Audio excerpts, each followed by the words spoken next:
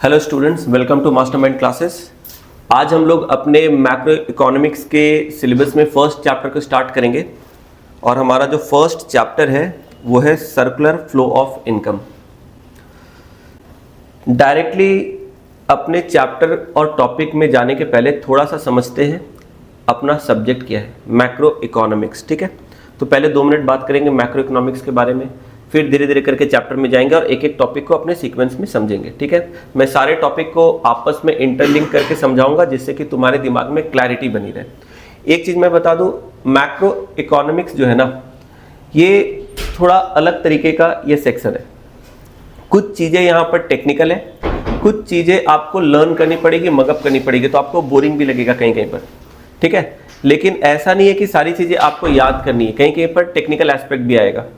तो स्टार्टिंग से अपने चीज़ों को अगर समझेंगे सीक्वेंस में और आपस में कनेक्ट करेंगे सारे टॉपिक को, तभी इस सब्जेक्ट में आपको मज़ा आएगा, अदरवाइज बर्डन फील होगा। स्टार्टिंग से मैं बता दे रहा हूँ। ठीक है, तो आज तो हमारा फर्स्ट टॉपिक है। सबसे पहले जानते हैं मैक्रो इकोनॉमिक्स। तो अगर अपना सब्जेक्ट का नाम है मैक्रो इकोनॉमिक्स, इसमें 2 वर्ड है, मैक्रो और इकोनॉमिक्स। तो इकोनॉमिक्स का मतलब क्या होता है? इकोनॉमिक्स का मतलब होता है स्टडी ऑफ इकोनॉमी। जैसा कि हम लोग पहले भी जानते हैं, लास्ट ईयर भी हमने पढ़ा था, economics is all about study of economy. Economy का मतलब आपकी सराउंडिंग, आपके इन्वायरमेंट। तो हम लोग जिस भी जगह पे रहते हैं या कोई बिजनेस एंटिटी जिस इन्वायरमेंट में ऑपरेट करती है, आसपास के सारे चीज़ों को मिलाकर उस पूरे के पूरे एटमॉस्फेयर को हम लोग एक साथ क्या बोलते हैं? इकोनॉमी। जब इकोनॉमी को हम लोग स्टडी करते हैं तो इस स्टडी को हम लोग बोलते हैं क्या? इकोनॉमिक्स। तो economics is a subject in which we study about the economy. समझ में आया? एकदम बेसिक सिंपल डेफिनेशन मैं दे रहा हूँ, कोई बुकिश डेफिनेशन नहीं है। This is not a bookish definition, just to make you understand in a very simple manner. Economics is a subject in which we study about the economy. ठीक है, अब economy को स्टडी करते हैं, इसे economics बोलते हैं। लेकिन इकोनॉमी को स्टडी करने का भी 2 अलग अलग तरीका होता है। एक होता है ऊपर ऊपर स्टडी करना और एक होता है अंदर जाके एकदम डीप डाइव करके स्टडी करना। ऊपर ऊपर स्टडी करने का मतलब क्या है? जिसको हम लोग बोलते हैं हेलीकॉप्टर व्यू या बर्ड्स आई व्यू। सुने हो? मतलब इमेजिन करो, जैसे किसी जगह पर जब कोई नेचुरल कैलामिटी हो जाता है, फ्लड वगैरह आ जाता है, तो देखते हो नेता लोग कैसे जाते हैं? कैसे जाते हैं? हेलीकॉप्टर से जाते हैं।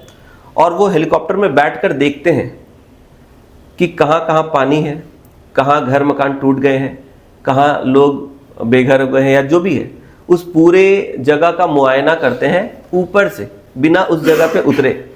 ऊपर से देखकर वो बताते हैं कि हाँ काफ़ी नुकसान हुआ, काफ़ी बर्बादी हुई है ना, ऐसे करके मुआयना करते हैं। तो ऊपर से जब आप देखोगे चीज़ों को तो आपको ओवरऑल तो चीज़ें दिखेंगी, एक ओवरऑल अंडरस्टैंडिंग आपको मिलेगा। लेकिन ग्राउंड रियलिटी आपको कब पता चलेगी? जब आप एग्जैक्टली ज़मीन पे आओगे, आप ज़मीन पे आके देखोगे, तब आपको पता चलेगा एक एक लोगों को क्या नुकसान हुआ है।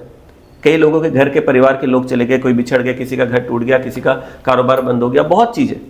समझ में आ रहा है? तो एक ऊपर से देखना, ओवरऑल चीज़ों को समझना, वो एक अलग व्यू है। उससे भी कुछ अंडरस्टैंडिंग आपको मिलती है, लेकिन वो एक अलग लेवल की अंडरस्टैंडिंग होती है। और एक ज़मीन पर उतर के, जैसे कुछ ऐसे भी नेता है जो लोगों के बीच में जाकर भी बात करते हैं। तो ऐसे जो लोग नेता है, आप लोग समझ लो अपने अपने हिसाब से, ठीक है, मैं किसी का नाम नहीं ले रहा हूँ। तो ऐसे जो नेता है ये क्या कर रहे हैं? लोगों को मिलकर एक एक लोगों से बात कर रहे हैं, उनके परेशानियों को समझ रहे हैं। मेरे किसी भी बात को किसी पर्टिकुलर पॉलिटिशियन या किसी पर्टिकुलर पॉलिटिकल पार्टी से कनेक्ट मत करना, just for the sake of example I am saying all this. ठीक है, तो इस तरीके से चीज़ें चलती है। हम लोग जब इकोनॉमी को स्टडी करते हैं ना, यहाँ भी ऐसा ही होता है। इकोनॉमी को स्टडी एक तो हम लोग कर सकते हैं ओवरऑल बेसिस पे। ओवरऑल बेसिस पे हम लोग जब स्टडी करेंगे, इसको बोलते हैं ब्रॉडर स्टडी। इसी को हम लोग बोलते हैं मैक्रो स्टडी या मैक्रो इकोनॉमिक्स। जब ब्रॉडर लेवल पे स्टडी करते हैं तो इस स्टडी को बोलते हैं मैक्रो इकोनॉमिक्स। और जब हम लोग ब्रॉडर लेवल पे स्टडी करते हैं ना, तो हम लोग छोटे छोटे प्रॉब्लम्स को देख नहीं पाते। जब आप देखोगे फ्लाइट से, जब आप नीचे देखते हो तो शायद आपको जमीन पे चलने वाले लोग ना दिखे। थोड़ा सा जब फ्लाइट नीचे आता है तो गाड़ियां दिखने लगती है, वो भी एकदम चींटी के साइज का, है कि नहीं? क्योंकि हम लोग जितने ऊंचाई से देखेंगे ना, तो बारीकी से चीज़ें नहीं दिखेगी, छोटी चीज़ें हमें दिखाई नहीं देगी, वो हमारे नज़र में आएगी ही नहीं। तो सेम चीज जब इकोनॉमी में हम लोग जब ब्रॉडर स्टडी करते हैं इकोनॉमी का, तो हमें ब्रॉडर मैटर्स दिखते हैं, बड़े बड़े मैटर्स दिखते हैं, हम लोग ब्रॉडर मैटर्स को डील करते हैं। माइक्रो लेवल पे जो प्रॉब्लम्स है या जो भी इश्यूज है उनको हम लोग देख नहीं पाते, हम लोग उसको स्टडी नहीं कर पाते। तो मैक्रो इकोनॉमिक्स में हम लोग क्या करते हैं, मैक्रो इकोनॉमिक्स में इकोनॉमी की ब्रॉडर लेवल पे हम लोग स्टडी करते हैं, और इसमें हम लोग इकोनॉमी के ब्रॉडर प्रॉब्लम के बारे में बात करते हैं। समझ में आ रहा है? जैसे कि किसी पर्टिकुलर इकोनॉमी की जीडीपी क्या है, किसी कंट्री की नेशनल इनकम क्या है, एग्रीगेट डिमांड कितना है, सप्लाई पूरे इकोनॉमी में कितनी है, इस तरीके से बातें चलती है। एग्रीगेट डिमांड पूरे इकोनॉमी की, एग्रीगेट सप्लाई, नेशनल इनकम, मतलब समझ रहे हो। और यही चीजें जब हम लोग माइक्रो लेवल पे, मतलब इकोनॉमी के अंदर जाकर एक एक इंडिविजुअल लोगों से मिलकर माइक्रो लेवल पे, इंडिविजुअल लेवल पे जब स्टडी करते हैं इकोनॉमी को, तो इसको बोलते हैं माइक्रो इकोनॉमिक्स। तो माइक्रो इकोनॉमिक्स का मतलब अब हम लोग इकोनॉमी के अंदर है, ऊपर से नहीं देख रहे, ब्रॉडर स्टडी नहीं कर रहे, बल्कि अब हम लोग इकोनॉमी के अंदर जा चुके हैं, एक एक इंडिविजुअल यूनिट को हम लोग स्टडी कर रहे हैं। इंडिविजुअल यूनिट का मतलब एक एक कंज्यूमर, एक एक प्रोड्यूसर, समझ में आ रहा है। तो एक एक लोगों से जब बात करेंगे, एक एक लोगों से जब हम लोग मिलेंगे, तो यहां पर एक एक लोगों की इंडिविजुअल प्रॉब्लम भी सामने आएगी। तो जब हम लोग इकोनॉमी को माइक्रो लेवल पे डिटेल में जाके स्टडी करते हैं, इन डेप्थ एनालिसिस करते हैं इकोनॉमी का, तो इसको बोलते हैं माइक्रो इकोनॉमिक्स। यहां पर हम लोग individual demand, individual supply, consumer behaviour, समझ में आ रहा है, ये सारी चीजें बात करते हैं। यानी हम लोग इंडिविजुअल लेवल पे, माइक्रो लेवल पे बात कर रहे हैं, एक एक प्रोड्यूसर या एक एक कंज्यूमर के बारे में बात कर रहे हैं। तो इकोनॉमिक्स एक सब्जेक्ट है जिसको हम लोग दो तरीके से पढ़ सकते हैं, माइक्रो लेवल पे जाके इंडिविजुअल कैपेसिटी पे, मैक्रो लेवल पे जाके ओवरऑल चीजों को देख सकते हैं। तो आज का जो हमारा सब्जेक्ट है वो है इकोनॉमिक्स का कौन सा section, macro section, macro economics. तो जब हम लोग मैक्रो इकोनॉमिक्स पढ़ेंगे तो हम लोग माइक्रो लेवल की कोई बात नहीं करेंगे। अब हमें माइक्रो लेवल की कोई डिस्कशन नहीं करनी है, हमें ये समझना है कि हम लोग एक पूरा का पूरा एक इकोनॉमी स्टडी कर रहे हैं। पूरा का पूरा एक इकोनॉमी का मतलब क्या होता है, एक बड़ा सा रीजन है, कोई बड़ा एरिया है, उसके ओवरऑल प्रॉब्लम्स क्या चल रहे हैं, उनको कैसे सॉल्व करना है, उसमें चीजें कैसे चल रही है, अपने को ब्रॉडर लेवल पे सोचना है। जो बातें चलेंगी वो एकदम बड़े लेवल पे चलेगी, ठीक है, एकदम मिनी लेवल पे, माइक्रो लेवल पे नहीं चलने वाली है। जैसे इकोनॉमी हर कंट्री की अलग अलग होती है, इंडिया की इकोनॉमी अलग है, यूएस की अलग है, यूके की अलग है, ऑस्ट्रेलिया की अलग है, श्रीलंका की अलग है, पाकिस्तान की अलग है, हर कंट्री की अपनी अपनी इकोनॉमी है। Every single economy has its own problems, every economy has its own strength and weakness. तो अगर हम लोग मान लो इंडियन इकोनॉमी को स्टडी करते हैं तो वो स्टडी अलग होगी, एकदम ही यूनिक होगी। जब हम लोग किसी और इकोनॉमी को, सपोज श्रीलंका के इकोनॉमी को या चाइना के इकोनॉमी को स्टडी करेंगे, तो इसका इंडियन इकोनॉमी से डायरेक्ट कोई कोरिलेशन नहीं है, क्योंकि उस इकोनॉमी में बहुत सारे फैक्टर्स अलग है जो इंडियन इकोनॉमी में थी। तो every economy is different from each other. तो हम लोग ऐसा कोई ऐसा नहीं है कि मतलब इंडियन इकोनॉमी को स्टडी कर ली और यहां से कोई अपना कोई फंडा निकाले और उसको किसी दूसरे इकोनॉमी में हम लोग स्ट्रेट अवे अप्लाई कर देंगे, नहीं। कुछ चीजें एप्लीकेबल हो सकती है, कुछ चीजें डिफर भी करेंगी, क्योंकि every economy has its own way of things. अलग अलग फैक्टर्स हैं जो अलग अलग तरीके से चलती है, समझ में आ रहा है। तो जैसे अगर हम लोग नेशनल इनकम निकालते हैं तो किसी पर्टिकुलर इकोनॉमी का निकालना पड़ेगा। अब इंडिया का नेशनल इनकम अलग होगा ऑब्वियसली, किसी दूसरे कंट्री का, चाइना का निकालेंगे, पाकिस्तान का निकालेंगे, श्रीलंका, यूएस, यूके, तो ऐसे करके सबका तो अलग अलग होगा ना, ऐसा थोड़ी है कि सबका सेम होगा, समझ में आ रहा है। तो इस तरीके से हम लोग मैक्रो इकोनॉमी में किसी पर्टिकुलर इकोनॉमी के बारे में बात करते हैं। तो हालांकि आपके सब्जेक्ट में कोई ऐसा कंट्री स्पेसिफिक टॉपिक्स नहीं डाला गया है, ओवरऑल ब्रॉडर लेवल पे बातें की गई है। तो मैं भी बीच बीच में एग्जांपल के लिए आपको बोलूंगा कि ठीक है इंडिया या कुछ भी ऐसा, लेकिन आपको मेन कॉन्सेप्ट को समझना है। तो सबसे पहला जो हमारा चैप्टर है मैक्रो इकोनॉमिक्स में, उसको बोलते हैं सर्कुलर फ्लो ऑफ इनकम, ठीक है। तो एक बार देखते हैं अपने फर्स्ट चैप्टर को। चलो, this is your first chapter. नाम क्या है चैप्टर का?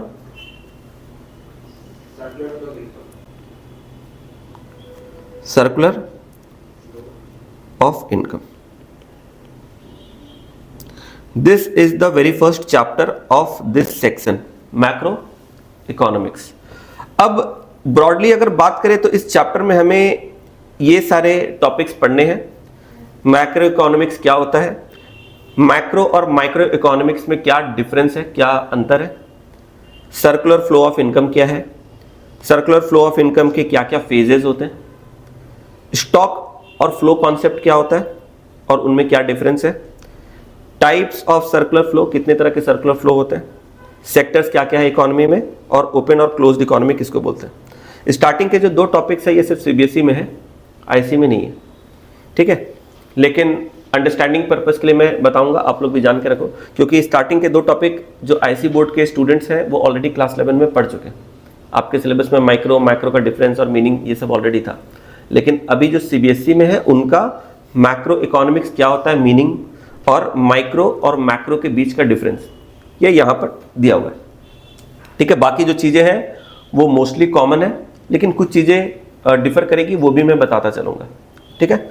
चलो, तो सबसे पहले मैक्रो इकोनॉमिक्स तो मैंने बता दिया क्या है मैक्रो इकोनॉमिक्स। माइक्रो और मैक्रो के डिफरेंस को भी हम लोग आसानी से समझ सकते हैं। माइक्रो इकोनॉमिक्स मतलब माइक्रो लेवल पे जाके इकोनॉमी को स्टडी करना, इंडिविजुअल प्रॉब्लम को समझना है। जैसे किसी भी इकोनॉमी के ना कुछ प्लेयर्स होते हैं, चलो थोड़ा सा ना एक एक चीज़ों को मैं बताता चलता हूँ। जब हम लोग इकोनॉमी के बारे में बात करते हैं तो every economy has some players. Players मतलब उस इकोनॉमी में जो रोल प्ले करते हैं उसको प्लेयर्स बोलते हैं। तो माइक्रो लेवल पे अगर हम लोग बात करें तो किसी भी इकोनॉमी में मेनली 2 प्लेयर होते हैं। एक को बोलते हैं हम लोग कंज्यूमर, दूसरे को बोलते हैं हम लोग प्रोड्यूसर। कंज्यूमर को हम लोग हाउस होल्ड भी बोलते हैं, प्रोड्यूसर को हम लोग फर्म भी बोलते हैं। तो माइक्रो इकोनॉमिक्स में आप देखोगे जितने भी टॉपिक्स हैं वो कंज्यूमर या प्रोड्यूसर लेवल पे बात कर रहे हैं। मतलब हर एक कंज्यूमर और हर एक प्रोड्यूसर किस तरीके से सोचता है, किस तरीके से बिहेव करता है, किस तरीके से वो अपने एक्टिविटी को परफॉर्म करता है, यही सारी चीजें माइक्रो इकोनॉमिक्स में हम लोग पढ़ते हैं। जैसे कंज्यूमर बिहेवियर एक टॉपिक है माइक्रो इकोनॉमिक्स में, कि एक कंज्यूमर बिहेव कैसे करता है, डिसीजन कैसे लेता है, परचेजिंग पावर अपना कैसे डिसाइड करता है ना, इक्विलिब्रियम होती है, यूटिलिटी होती है, ये सारे कॉन्सेप्ट हम लोग पढ़ते हैं कंज्यूमर बिहेवियर में। फिर कंज्यूमर की डिमांड, कौन से प्रोडक्ट को कैसे डिमांड करेगा, क्या उसके टेस्ट प्रेफरेंस होंगे, इलास्टिसिटी पढ़ते हैं हम लोग। इसी तरीके से प्रोड्यूसर के भी अलग से सप्लाई बोल के चैप्टर है, फिर उसमें इक्विलिब्रियम है, मार्केट है। तो ये सारे जो अलग अलग टॉपिक्स है आप ध्यान से अगर देखोगे तो सारे टॉपिक या तो कंज्यूमर के एंगल से है या तो प्रोड्यूसर के एंगल से। तो इस तरीके से कंज्यूमर और प्रोड्यूसर ये 2 इंपॉर्टेंट प्लेयर होते हैं किसी भी इकोनॉमी में। इसी को हम लोग क्या करते हैं ना, दूसरे नाम से हाउस होल्ड और फर्म बोलते हैं। तो कंज्यूमर को हम लोग बोलते हैं हाउस होल्ड सेक्टर, और इसको बोलते हैं फर्म या प्रोड्यूसर सेक्टर या बिजनेस सेक्टर, कुछ भी, ठीक है। तो ये जब हम लोग मैक्रो इकोनॉमिक्स पढ़ेंगे ना, तो मैक्रो इकोनॉमिक्स में हम लोग कंज्यूमर प्रोड्यूसर ऐसा टर्म यूज नहीं करेंगे। मैक्रो में क्योंकि हम लोग ब्रॉडर लेवल पे बात कर रहे हैं, इंडिविजुअल प्रोड्यूसर या इंडिविजुअल कंज्यूमर के हिसाब से बात नहीं कर रहे हैं, तो यहां पर हम लोग बोलेंगे हाउस होल्ड और फर्म, इस तरीके से। तो समझ जाना कि हाउस होल्ड सेक्टर जब बोल रहे हैं तो इसका मतलब ये नहीं है कि किसी एक सिंगल इंडिविजुअल कंज्यूमर की बात हो रही है। हाउस होल्ड का मतलब इकोनॉमी में जितने भी कंज्यूमर्स हैं सभी को मिलाकर एक साथ बात की जा रही है। सभी को एक साथ क्या बोलते हैं, पूरे कंज्यूमर के सेक्शन, पूरे कंज्यूमर सेक्शन को हम लोग बोलते हैं हाउस होल्ड सेक्टर। जितने भी प्रोड्यूसर्स हैं, जो प्रोड्यूसिंग यूनिट्स हैं, बिजनेस एंटिटीज है, उन सभी को मिलाकर हम लोग बोलते हैं फर्म। समझ में आ रहा है? तो इस तरीके से इकोनॉमी को अलग अलग पार्ट्स में डिवाइड किया गया है जिनको सेक्टर्स बोलते हैं, और यही इकोनॉमी के मेन मेजर प्लेयर्स होते हैं। इन्हीं से इकोनॉमी चलती है, ठीक है। तो डिफरेंस हम लोग एक बार नोट से देखते हैं। थोड़ा सा कुछ चीजें मैं आपको एक्सप्लेन करता चलूंगा, बीच बीच में नोट्स भी आपको दिखाता चलूंगा। तो चलो, सबसे पहला टॉपिक क्या था, मैक्रो इकोनॉमिक्स और उनके डिफरेंस थोड़ा सा देख लेते फटाफट से।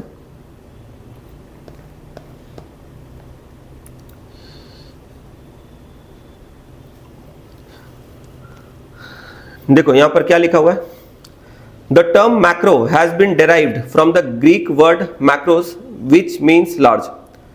सो macro economics deals with overall performance of the economy. क्या लिखा है देखो ध्यान से, macro economics deals with overall performance of the economy. Screen पे दिख रहा है।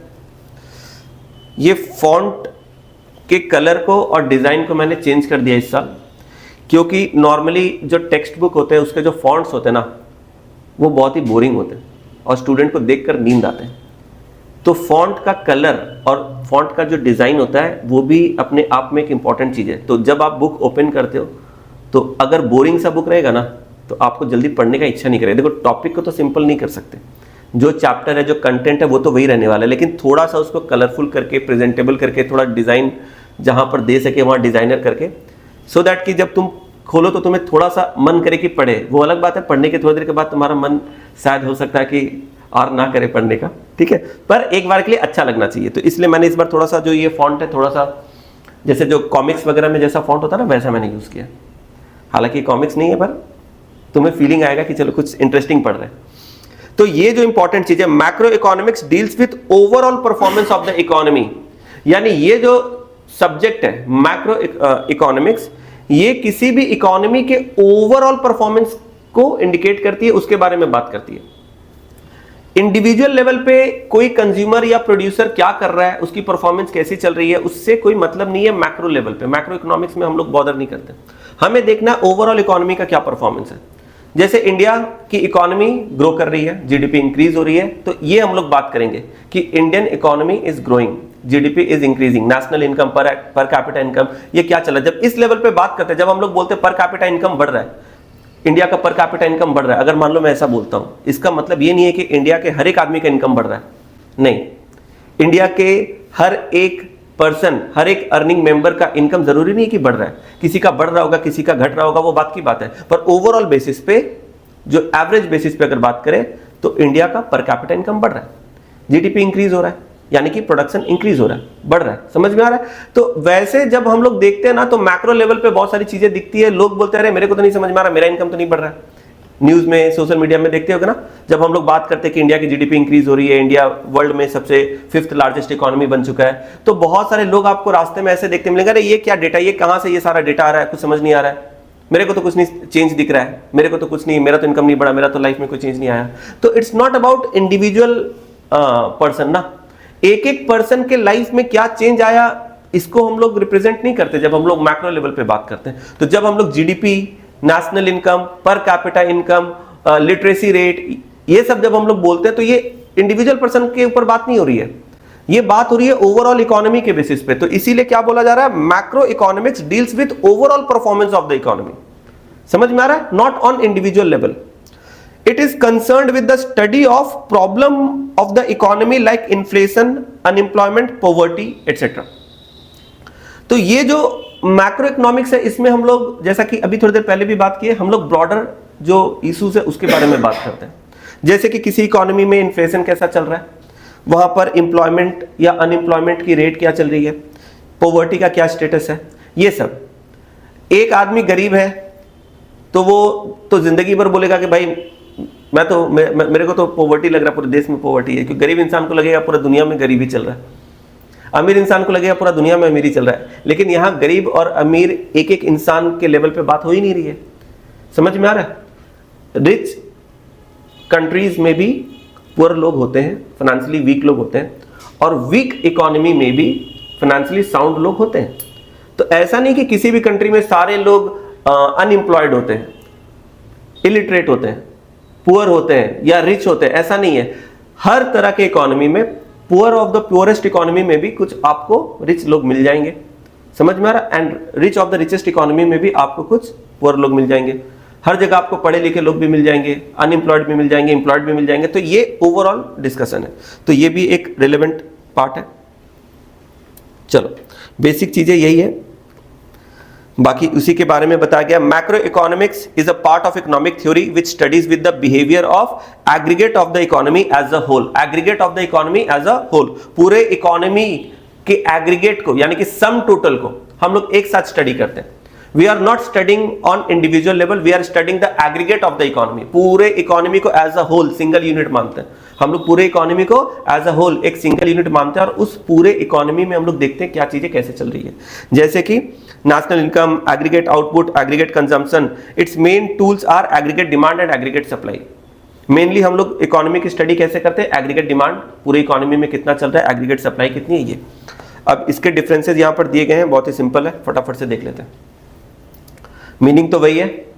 टूल्स क्या है, माइक्रो में हम लोग क्या पढ़ते थे, ध्यान से देखना फटाफट से, मैं अच्छा चलो एक बार रीड कर देते हैं, फास्ट रीडिंग दे देते हैं, ठीक है। बहुत ही सिंपल है, इसलिए बहुत ज्यादा इसमें कॉन्सेप्चुअल डिस्कशन मैं नहीं कर रहा हूं। तो एक साइड में माइक्रो इकोनॉमिक्स, एक साइड में मैक्रो इकोनॉमिक्स। तो मीनिंग क्या है, micro economics is that part of economic theory which studies the behaviour of individual units of economy. ये इंडिविजुअल यूनिट को स्टडी करता है। मैक्रो इकोनॉमिक्स क्या है, which studies the behaviour of aggregate of economy as a whole, ठीक है। Second चीज देखो, इसके टूल्स मेजरमेंट के या स्टडी के टूल्स क्या है, डिमांड एंड सप्लाई। यहां सिर्फ डिमांड एंड सप्लाई बोला गया, मतलब इंडिविजुअल लेवल पे, लेकिन यहां पर क्या है देखो, टूल्स ऑफ स्टडी है aggregate demand and aggregate supply, मतलब पूरे इकोनॉमी में टोटल कितना डिमांड है सारे लोगों का मिला के, और टोटल कितना ओवरऑल सप्लाई है। बेसिक ऑब्जेक्टिव क्या है, to determine price of a commodity और फैक्टर ऑफ प्रोडक्शन। किसी भी कमोडिटी की क्या प्राइस चल रही है, फैक्टर ऑफ प्रोडक्शन के मार्केट में क्या चार्जेस या रेट्स चल रहे हैं। यहां पर क्या है, to determine income and employment level of the economy, पूरे इकोनॉमी के बारे में बात, मतलब सेम ही चीज है दोनों तरफ से, बस एक माइक्रो लेवल पे और एक मैक्रो लेवल पे, चीज सेम है, ठीक है। यहां पर देखो degree of aggregation, it involves limited degree of aggregation. यहां पर ज्यादा हम लोग एग्रीगेशन नहीं करते, मतलब मल्टीपल फैक्टर को कंबाइन नहीं करते। यहां पर हाईएस्ट डिग्री ऑफ एग्रीगेशन, यहां पर ओवरऑल सिनेरियोस को हम लोग देखते हैं तो बहुत सारे फैक्टर को एक साथ कंबाइन करना पड़ता है। बेसिक अजम्पशन यहां पर क्या है, assumes all the macro variables to be constant, यानी हाँ ये एक अच्छा पॉइंट है, इसको समझो। जब हम लोग माइक्रो इकोनॉमिक्स को स्टडी करते हैं ना, तो हम लोग मैक्रो लेवल पे जो भी चीजें हैं उसको मान लेते हैं कि उसमें कोई चेंज नहीं है, वो एज इट इज है। समझ में आ रहा है? माइक्रो लेवल पे जब स्टडी कर रहे हैं तो मैक्रो को क्या मानते हैं, मैक्रो को हम लोग मानते हैं कि वो कांस्टेंट है, मैक्रो लेवल पे सारी चीजें कांस्टेंट है। इसी तरीके से जब मैक्रो स्टडी करते हैं तो ये क्या करते हैं, assumes that all micro variables like decisions and all these things are constant। क्योंकि देखो पूरे इकोनॉमी में अगर एक चीज समझो, एक मान लो कि एक पूरा इकोनॉमी है, ऊपर से हम लोग देख रहे हैं और कुछ फैक्टर्स हैं जो बदल रही है, और एक अंदर से कुछ चीजें बदल रही है। तो या तो जब हम लोग ऊपर से देखेंगे तो अपने को ये मानना है कि जो ब्रॉडर फैक्टर्स है वो वेरिएबल है, वो चेंज हो रही है, अंदर वाले फैक्टर कांस्टेंट है। जब अंदर जाके देखेंगे तो हम लोग ये मानेंगे कि अंदर के जो फैक्टर्स है वेरिएबल वो चेंज हो रहे हैं, फ्लक्चुएट हो रहे हैं, ऊपर वाले जो मेजर फैक्टर्स है वो कांस्टेंट है। एक साथ दोनों को हम लोग अज्यूम नहीं करेंगे कि दोनों वेरिएबल है या दोनों में लगातार चेंज हो रहा है। समझ में आ रहा है? ये एक एजम्पशन है। माइक्रो फैक्टर्स क्या क्या है देखो यहां पर लिखा हुआ है, और मैक्रो फैक्टर्स क्या है ये सारा लिखा है। इसमें से कोई भी 3-4 पॉइंट याद रखना, ऑब्जेक्टिव में आता है, ठीक है, 2 मार्क्स में आएगा ज्यादा से ज्यादा। तो डिफरेंस क्या है, चलो अब इसके बाद अब हम लोग आगे बात करते हैं। आगे बात करेंगे तो नोट्स से नहीं, पहले हम लोग अपने टॉपिक से बात करते हैं। ये तो समझ में आ गया। अब हम लोग आते हैं अपने टॉपिक पे, सर्कुलर फ्लो ऑफ इनकम। अब यहां से ध्यान से सुनना, ये चैप्टर अब यहां से स्टार्ट हो रहा है mainly. Circular flow of income क्या बोलता है कि इकोनॉमी में जितने भी प्लेयर्स हैं, जितने भी सेक्टर्स हैं, ये आपस में इंटर डिपेंडेंट और इंटर कनेक्टेड है, और ये एक दूसरे को इनकम अर्न करने में हेल्प करते हैं, ठीक है। और इन्हीं से पूरे इकोनॉमी में मनी का फ्लो चलता रहता है, मनी का फ्लो चलता रहता है। अब ये कैसे चलता है ध्यान से समझना। अच्छा, सबसे पहले ना कुछ इकोनॉमिक्स के टर्म्स है मैं समझा देता हूं, हो सकता है तुम में से किसी को पता हो, अगर नहीं पता है तो अभी जान लो, ठीक है। देखो एक टर्म होता है जिसको हम लोग बोलते हैं factors of production, factors of production. ये बेसिकली माइक्रो इकोनॉमिक्स का ये फ्रेज है, फैक्टर्स ऑफ प्रोडक्शन। मैं फटाफट से ब्रीफ करूंगा क्योंकि हमारा ये मेन टॉपिक नहीं है, हमारा मेन टॉपिक कुछ और है, लेकिन उसमें ये सारी चीजें आएंगी अभी बीच बीच में, तो थोड़ा सा इसलिए मैं बता दूं ताकि तुम लोग को थोड़ा सा क्लैरिटी मिले। फैक्टर्स ऑफ प्रोडक्शन का सीधा मतलब होता है किसी भी चीज को बनाने के लिए, प्रोड्यूस करने के लिए हमें कुछ इनपुट चाहिए। उस इनपुट को हम लोग बोलते हैं फैक्टर्स ऑफ प्रोडक्शन, यानी प्रोडक्शन करने के लिए जो हमें रिक्वायर्ड इनपुट की जरूरत है, इसे हम लोग बोलते हैं फैक्टर्स ऑफ प्रोडक्शन। इकोनॉमिक्स में फैक्टर्स ऑफ प्रोडक्शन 4 तरीके के होते हैं, मैं यहां पर एक एक करके लिख रहा हूं। लैंड, लेबर, कैपिटल,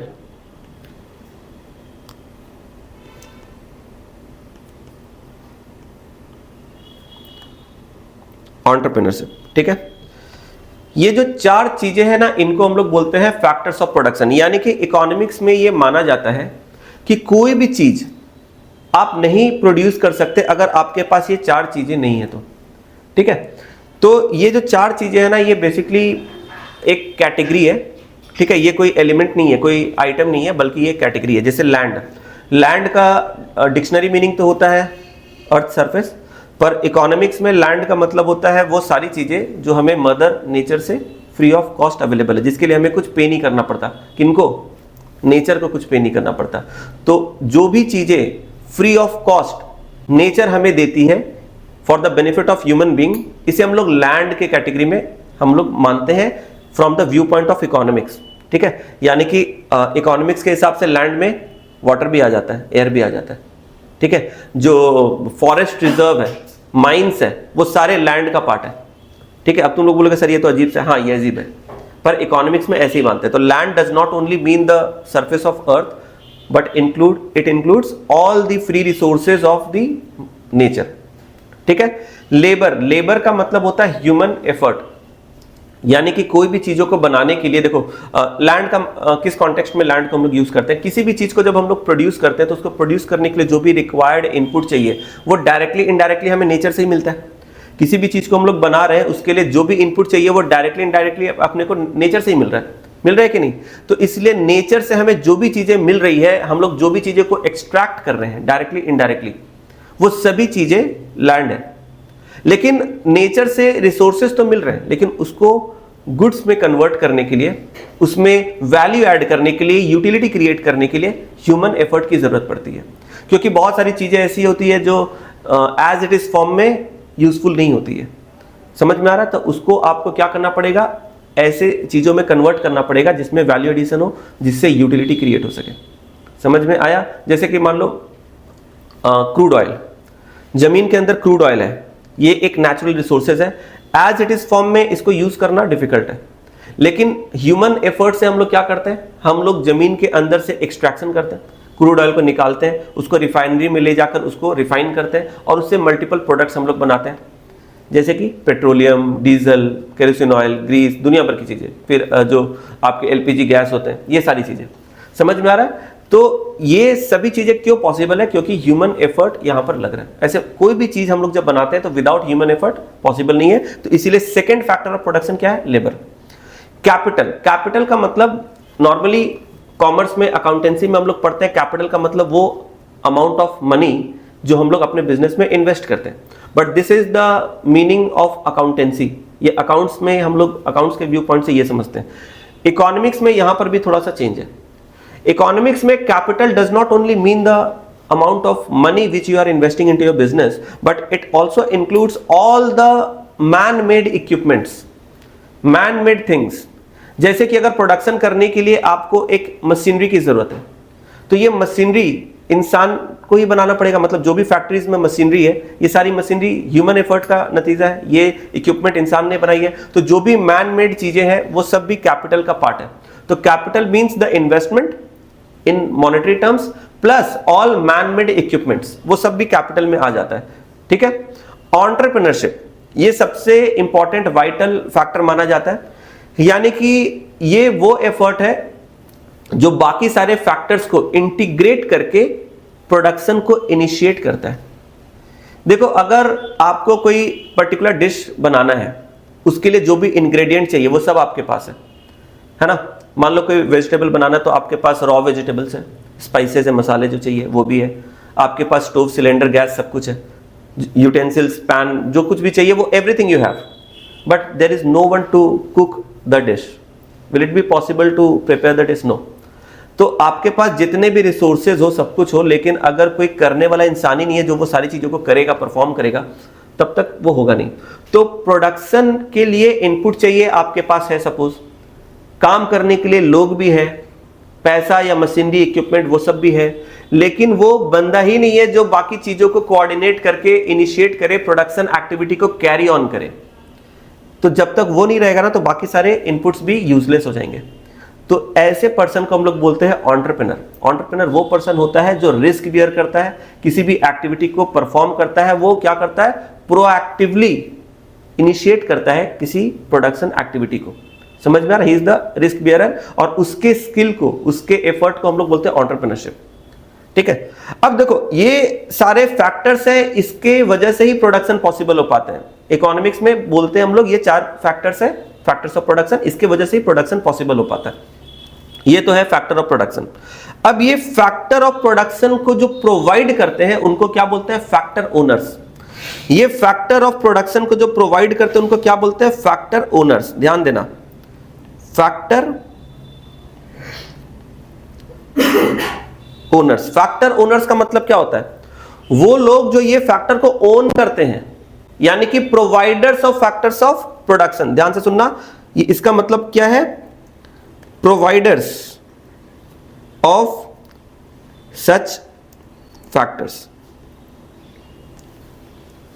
जैसे कि लैंड का जो मान लो फैक्टर ओनर है लैंडलॉर्ड, ठीक है, अभी मैं लैंड का लिटरल मीनिंग लैंड ही समझ रहा हूं, ठीक है। तो सपोज जो लैंड ओनर है वो क्या, वो कौन हो गया, वो गया फैक्टर ओनर। इसी तरीके से जो लेबरर्स होते हैं, लेबरर्स, लेबर और लेबरर ये दो अलग चीजें। लेबर का मतलब हो गया एफर्ट, ठीक है, जो ह्यूमन एफर्ट है उस एफर्ट को हम लोग लेबर बोलते हैं, और जो पर्सन है जो अपना ह्यूमन एफर्ट दे रहा है, ठीक है, जिसको वर्कर बोलते हैं, वो समझ लो लेबरर है, ठीक है। तो लेबर का जो ओनर है वो कौन है, लेबरर। तो ये फैक्टर ओनर हो गया। कैपिटल का जो ओनर होता है वो कौन हो सकता है, वो लेंडर हो सकता है, फाइनेंसर हो सकता है, ठीक है, जहां से आपको पैसे मिल रहे हैं, तो इसके ओनर। और है एंटरप्रेन्योरशिप का एंटरप्रेन्योर, ठीक है। तो इस तरीके से ये फैक्टर्स जो प्रोवाइड करते हैं उन लोगों को क्या बोलते हैं, फैक्टर ओनर्स, यानी कि प्रोवाइडर ऑफ फैक्टर्स। अब ये फैक्टर ओनर, सवाल ये है कि ये फैक्टर क्यों प्रोवाइड करेंगे, डेफिनेटली उसके बदले में उसे कुछ इनकम भी होना चाहिए। तो ये फैक्टर ओनर्स ये फैक्टर प्रोवाइड करते हैं किस लिए, ताकि इनको कुछ इनकम हो सके, इसके बदले में कुछ इनकम हो सके, ठीक है। तो इस इनकम को बोलते हैं फैक्टर इनकम। क्या बोलते हैं, फैक्टर इनकम। अच्छा एक और बात, आखिर ये फैक्टर ओनर्स ये फैक्टर किन को प्रोवाइड करते हैं, ये फैक्टर ओनर ये फैक्टर प्रोवाइड करते हैं फर्म्स को। फर्म्स कौन होते हैं, फर्म्स होते हैं प्रोड्यूसर सेक्टर। पूरे इकोनॉमी में मैंने बताया था ना, 2 मेन प्लेयर्स होते हैं, एक तो कंज्यूमर और दूसरा प्रोड्यूसर। कंज्यूमर को बोलते हैं हाउस होल्ड सेक्टर, और प्रोड्यूसर को क्या बोलते हैं, सारे प्रोड्यूसर को मिलाकर हम लोग बोलते हैं फर्म। तो जितने भी ये फैक्टर ओनर्स है ना, इनको पता है कि प्रोडक्शन कौन करेगा, प्रोडक्शन कौन करेगा, बताओ प्रोडक्शन करना किनका काम है, बताओ ये दोनों लोगों में से किनका काम है, इनका काम है या इनका काम है, इनका काम है। तो प्रोडक्शन कौन करेगा, फर्म, प्रोड्यूसर्स। तो प्रोड्यूसर को या फर्म को प्रोडक्शन करने के लिए इनपुट चाहिए। तो ये जो फर्म है, ये फर्म, ध्यान से सुनना, ये जो फर्म है इनको प्रोडक्शन करना है, और इनको प्रोडक्शन करने के लिए किस चीज की जरूरत है, फैक्टर ऑफ प्रोडक्शन की। इसको जरूरत है फैक्टर ऑफ प्रोडक्शन की, प्रोडक्शन करने के लिए। ये कहां से मिलेगा, फैक्टर ओनर से मिलेगा। तो ये लोग फैक्टर ओनर के पास जाएंगे, बोलेंगे भाई चलो जल्दी से मेरे को फैक्टर ऑफ प्रोडक्शन दो, so that I can carry on my production activity. Factor owner बोलेंगे ठीक है, लेकिन मेरे को क्या मिलेगा, ऑब्वियस बात है। तो फर्म बोलेगा ठीक है, डोंट वरी, मैं आपको पैसे दूंगा, फ्री में नहीं मांग रहे आपसे, मैं आपको पैसे दूंगा इसके बदले में। क्योंकि देखो कोई भी चीज फ्री में तो होता नहीं है, कोई चैरिटी तो चल नहीं रहा है। तो फैक्टर्स ओनर जो है वो अपने फैक्टर प्रोवाइड करेंगे फर्म को अगेंस्ट सम इनकम। तो इनको बदले में जो रिटर्न मिलता है इसको क्या बोलते हैं हम लोग, फैक्टर इनकम। क्या बोलते हैं, फैक्टर इनकम। ये फैक्टर इनकम होता है किनके लिए, इनके लिए। और इसी को हम लोग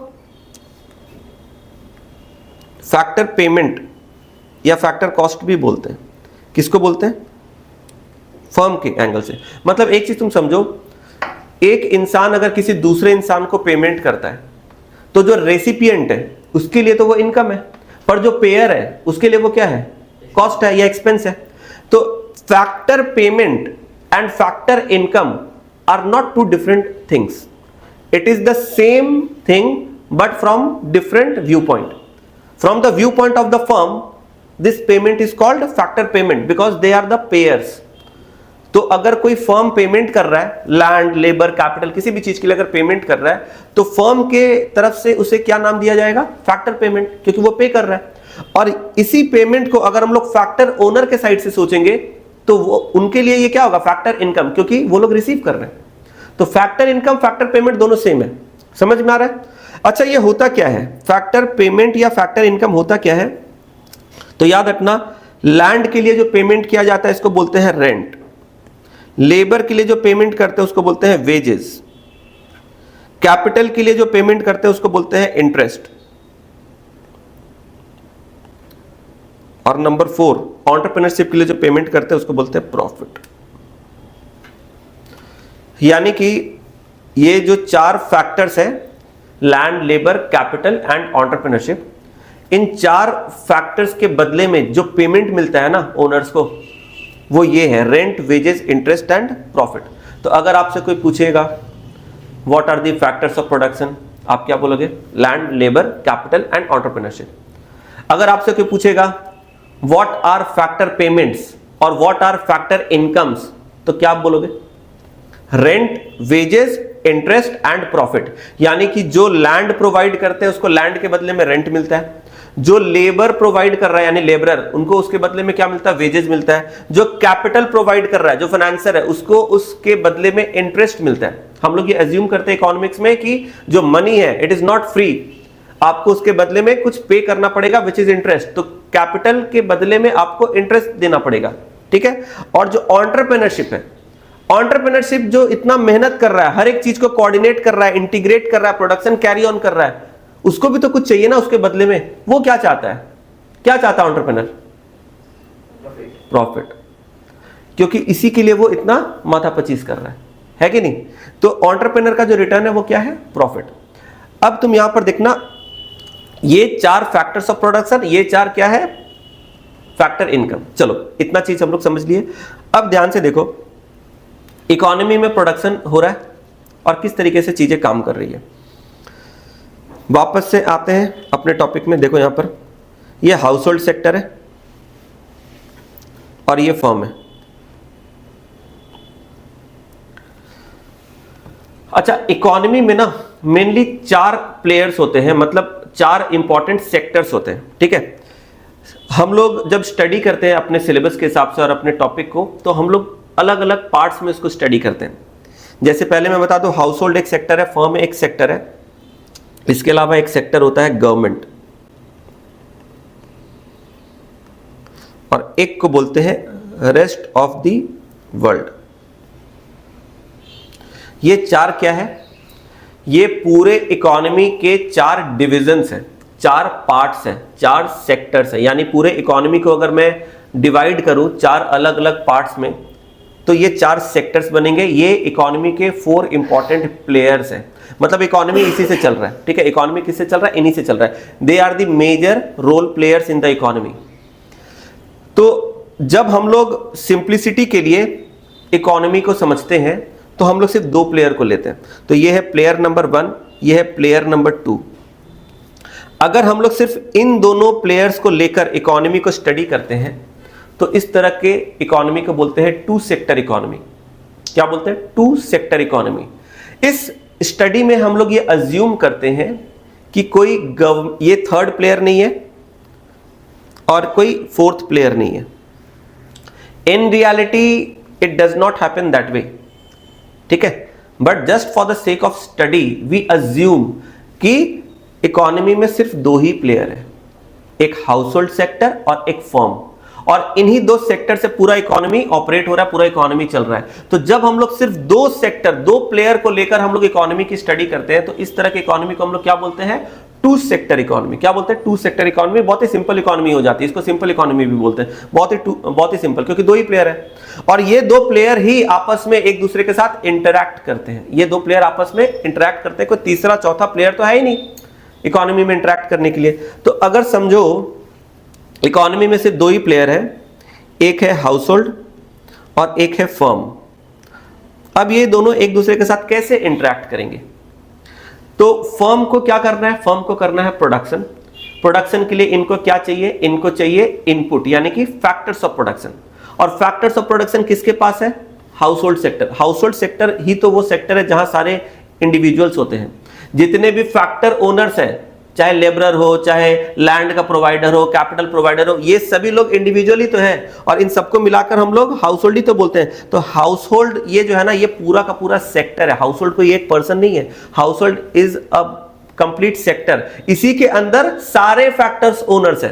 एंटरप्रेन्योर भी इसी के अंदर है, लेबरर भी इसी के अंदर है। तुमको समझ में आ रहा है? लैंड ओनर या कैपिटल ओनर सब इसी के अंदर है। तो हाउस होल्ड सेक्टर ही वो सेक्टर है जिसमें सारे फैक्टर ओनर्स यहां पर इंक्लूडेड है और यही लोग क्या करते हैं, फर्म को फैक्टर ऑफ प्रोडक्शन प्रोवाइड करते हैं। इनको क्या करते हैं, फैक्टर ऑफ प्रोडक्शन प्रोवाइड करते हैं। तो ये हाउस होल्ड सेक्टर से फर्म सेक्टर को क्या मिलता है, बोलो, फैक्टर ऑफ प्रोडक्शन। तो ये इनको देते हैं फैक्टर ऑफ प्रोडक्शन। और ये जो फैक्टर ऑफ प्रोडक्शन दे रहे हैं, ये कहीं ना कहीं फर्म के लिए एक सर्विस है कि नहीं? ये एक सर्विस है ना। जैसे मैं तुम्हें ये जो सब्जेक्ट पढ़ा रहा हूं, ये जो टीचिंग या लेक्चर दे रहा हूं, एक तरीके से मैं एक सर्विस प्रोवाइड कर रहा हूं तुमको, है कि नहीं? इसी तरीके से ये हाउस होल्ड सेक्टर जो फैक्टर दे रहे हैं फर्म को, एक तरीके से हाउस होल्ड सेक्टर एक सर्विस दे रहा है। इसको बोलते हैं फैक्टर सर्विस। क्या बोलते हैं? Factor service. तो house hold sector factor service दे रहा है किसको? फर्म को। इसका मतलब क्या हुआ? फैक्टर सर्विस दे रहा है मतलब फैक्टर ऑफ प्रोडक्शन प्रोवाइड कर रहा है। समझ में आ रहा है? फैक्टर ऑफ प्रोडक्शन प्रोवाइड कर रहा है। अच्छा, इसके बदले में ये भी कुछ देगा, फ्री में तो चलेगा नहीं कहानी। तो ये क्या देगा? इसको पैसे देंगे, जिसको क्या बोलते हैं, फैक्टर पेमेंट या फैक्टर इनकम भी बोल सकते हैं। तो यहां पर मैं पेमेंट लिख रहा हूं, फैक्टर पेमेंट, या चलो इनकम भी लिख दें। फर्म के लिए पेमेंट है, हाउस होल्ड के लिए इनकम है। ठीक है? तो एक सेक्टर दूसरे सेक्टर को इनपुट प्रोवाइड कर रहा है, फैक्टर सर्विस दे रहा है, उसके बदले में फर्म जो है वो हाउस होल्ड को क्या कर रहा है, फैक्टर पेमेंट कर रहा है। तो इस तरीके से क्या हो रही है, दोनों का नीड फुलफिल हो रहा है। फर्म को प्रोडक्शन करना है, भाई फर्म को क्या करना है, प्रोडक्शन करना है, उसके लिए इनपुट चाहिए। इनपुट मिल गया कहां से? हाउस होल्ड सेक्टर से। ये इनपुट अगर मिलेगा नहीं तो प्रोडक्शन होगा कैसे? तो इनपुट मिल गया, इससे क्या हो रहा है, फर्म प्रोडक्शन कर पा रहा है, प्रोडक्शन करके आउटपुट बना पा रहा है कि नहीं? अच्छा, ये जो आउटपुट बना रहा है, ये जो आउटपुट बना रहा है, ये आउटपुट कहां जाएगा? ये आउटपुट जो फर्म बनाएगा ना, ये आउटपुट वापस से फर्म हाउस होल्ड को ही सेल करेगा। क्योंकि ये जो फर्म जो भी गुड्स या सर्विस प्रोड्यूस कर रहा है, अच्छा फर्म में यहां पर याद रखना गुड्स के बारे में बात नहीं हो रही है। जब मैं एक्सप्लेनेशन दूंगा तो ज्यादातर इस तरीके से बात करेंगे जैसे कोई मैन्युफैक्चरर के हिसाब से बात करें, कोई प्रोडक्शन हो रहा है, कोई गुड्स बन रहा है। पर याद रखना, firm does not only mean the producer of goods, it also includes the producer of service. Producer of service का मतलब क्या होता है? Service provider. तो इकोनॉमी में जितने सर्विस प्रोवाइडर्स हैं, लॉयर्स हैं, डॉक्टर्स हैं, कोई और प्रोफेशनल्स हैं, टीचर्स हैं, ये सारे के सारे क्या है? सर्विस प्रोवाइडर्स हैं। इनको भी हम लोग फर्म के अंदर ही मानते हैं इकोनॉमिक्स में। ठीक है?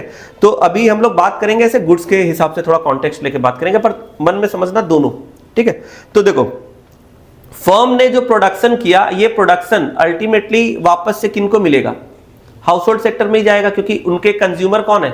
गुड्स तो बन गया, सर्विस तो प्रोड्यूस हो गया, लेकिन उसको कंज्यूम कौन करेगा? किन के लिए बनाया जा रहा है ये गुड्स एंड सर्विसेज? तो ये जो गुड्स एंड सर्विसेज जो फर्म की तरफ से प्रोड्यूस की जा रही है, इनके अल्टीमेट कंज्यूमर जो होंगे वो भी हाउस होल्ड सेक्टर ही होने वाले हैं, यही लोग उनको कंज्यूम करेंगे। तो ये इनको गुड्स एंड सर्विसेज प्रोवाइड करेंगे। अब फ्री में तो देंगे नहीं, क्योंकि इसने भी उसको फैक्टर फ्री में नहीं दिया। तो ये भी बोलेगा, अच्छा मैंने इतना मेहनत से जो गुड्स एंड सर्विस बनाया, ये तुम्हें थोड़ी फ्री में देंगे, इसके बदले में तुम्हें भी पैसे देने पड़ेंगे। तो ये बोलेगा ठीक है भाई, कोई प्रॉब्लम नहीं है, चलो हम भी दे देते पैसे। तो ये इनको पेमेंट करेंगे, payment for goods and services. अब ध्यान से देखो, फर्म ने पैसा दिया था हाउस होल्ड को, क्योंकि हाउस होल्ड ने उसे सर्विस दी थी। इसके बदले में ये पैसा फर्म ने हाउस होल्ड को दिया, यानी कि फर्म के पास से पैसा निकल के हाउस होल्ड के पास आ गया, और हाउस होल्ड ने फिर से गुड्स एंड सर्विसेज फर्म से खरीदा अल्टीमेटली, और ये पूरा का पूरा वापस से फर्म के पास चला गया, यानी जहां से पैसा आया था वहीं चला गया। अब तुम ध्यान से देखो, ये एक सर्कल बन रहा है क्या, इसी को बोलते हैं सर्कुलर फ्लो। क्या बोलते हैं, सर्कुलर फ्लो। यानी एक हाथ से दे रहे एक हाथ से ले रहे। तो कितना चालाक है ये फर्म, देखो फर्म मेरे से काम भी करा रहा है और बोल रहा है देखो काम के बदले तुमको पैसा दे रहा है। तो अच्छा लग रहा है कि वाह वाह काम कर रहे हैं, मेरे को पैसा मिल रहा है। तो फर्म जो है कितना चालाक है, देखो काम भी करा रहा है मेरे से और उसके बदले में मेरे को पैसा भी दे रहा है, लेकिन बाद में वही पैसा मेरे से वापस भी ले रहा है। कैसे, मेरे को माल बेच के, है ना। और जो पैसा उसने मेरे को दिया था एक हाथ से, वो दूसरे हाथ से ले भी ले रहा है। और ये इकोनॉमी ऐसे चलता है। अब ऐसा नहीं है कि यहां कोई किसी को डोमिनेट कर रहा है या डिसीव कर रहा है। This is the way how economy runs. ये तो जरूरत है, ये दोनों की म्यूचुअल नीड है, कोई किसी को फोर्स नहीं कर रहा।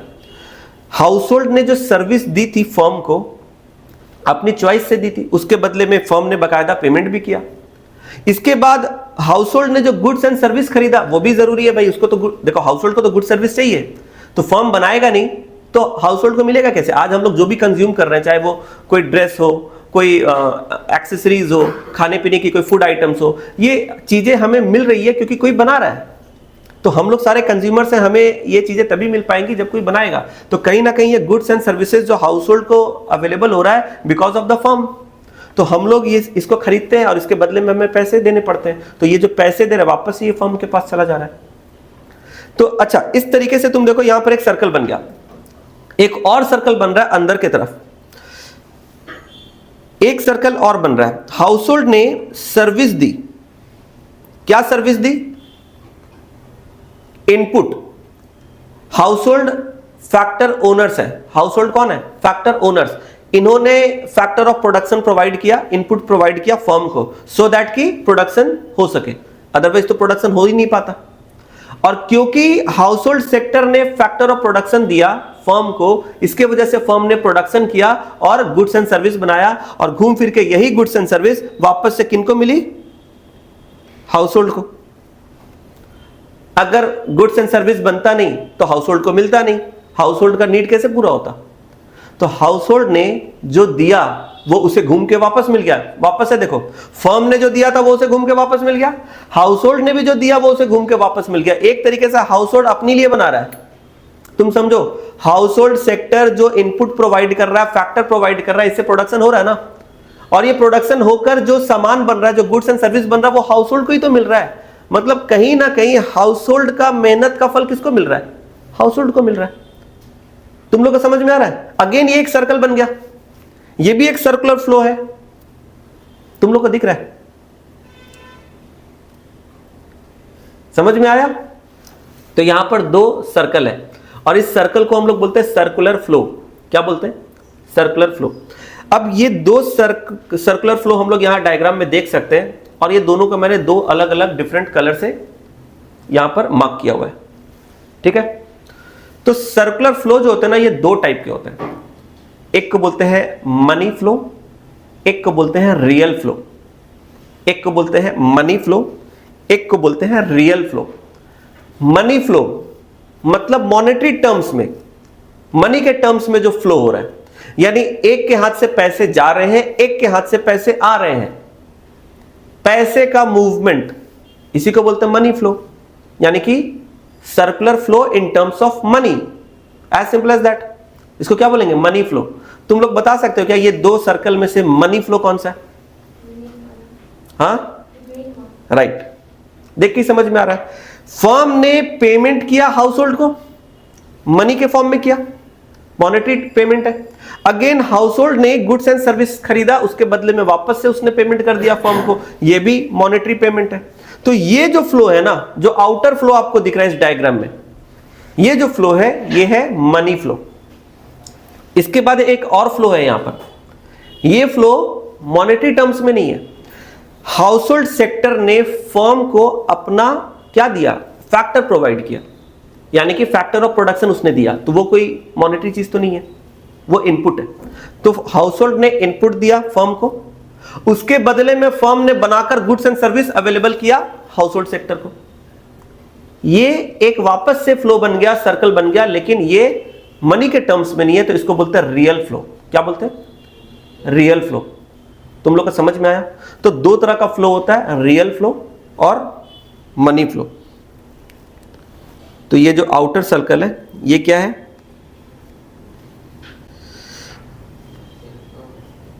ये है मनी फ्लो, ठीक है। और ये जो इनर सर्कल है ये क्या है,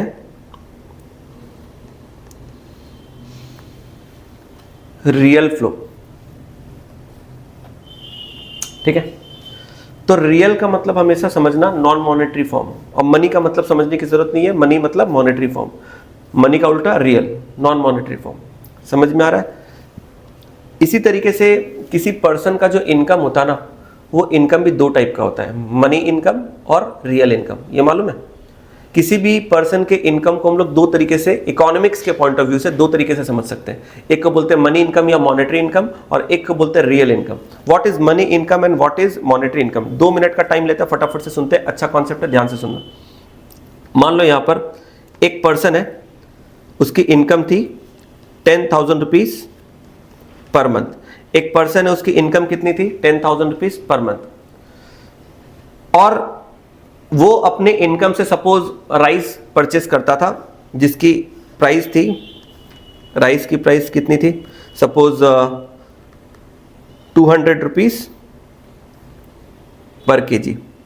तो एक पर्सन की इनकम 10,000 रुपीज थी और अपने इनकम से वो राइस परचेस करता था अपने कंजम्पशन के लिए, जिसकी प्राइस मार्केट में चल रही थी 200 रुपीज पर केजी। आप लोग मुझे बताओ कि अपने टोटल इनकम को अगर मान लो वो पूरा का पूरा इनकम राइस परचेस करने में लगा देता है, how many kgs of rice he will be able to purchase?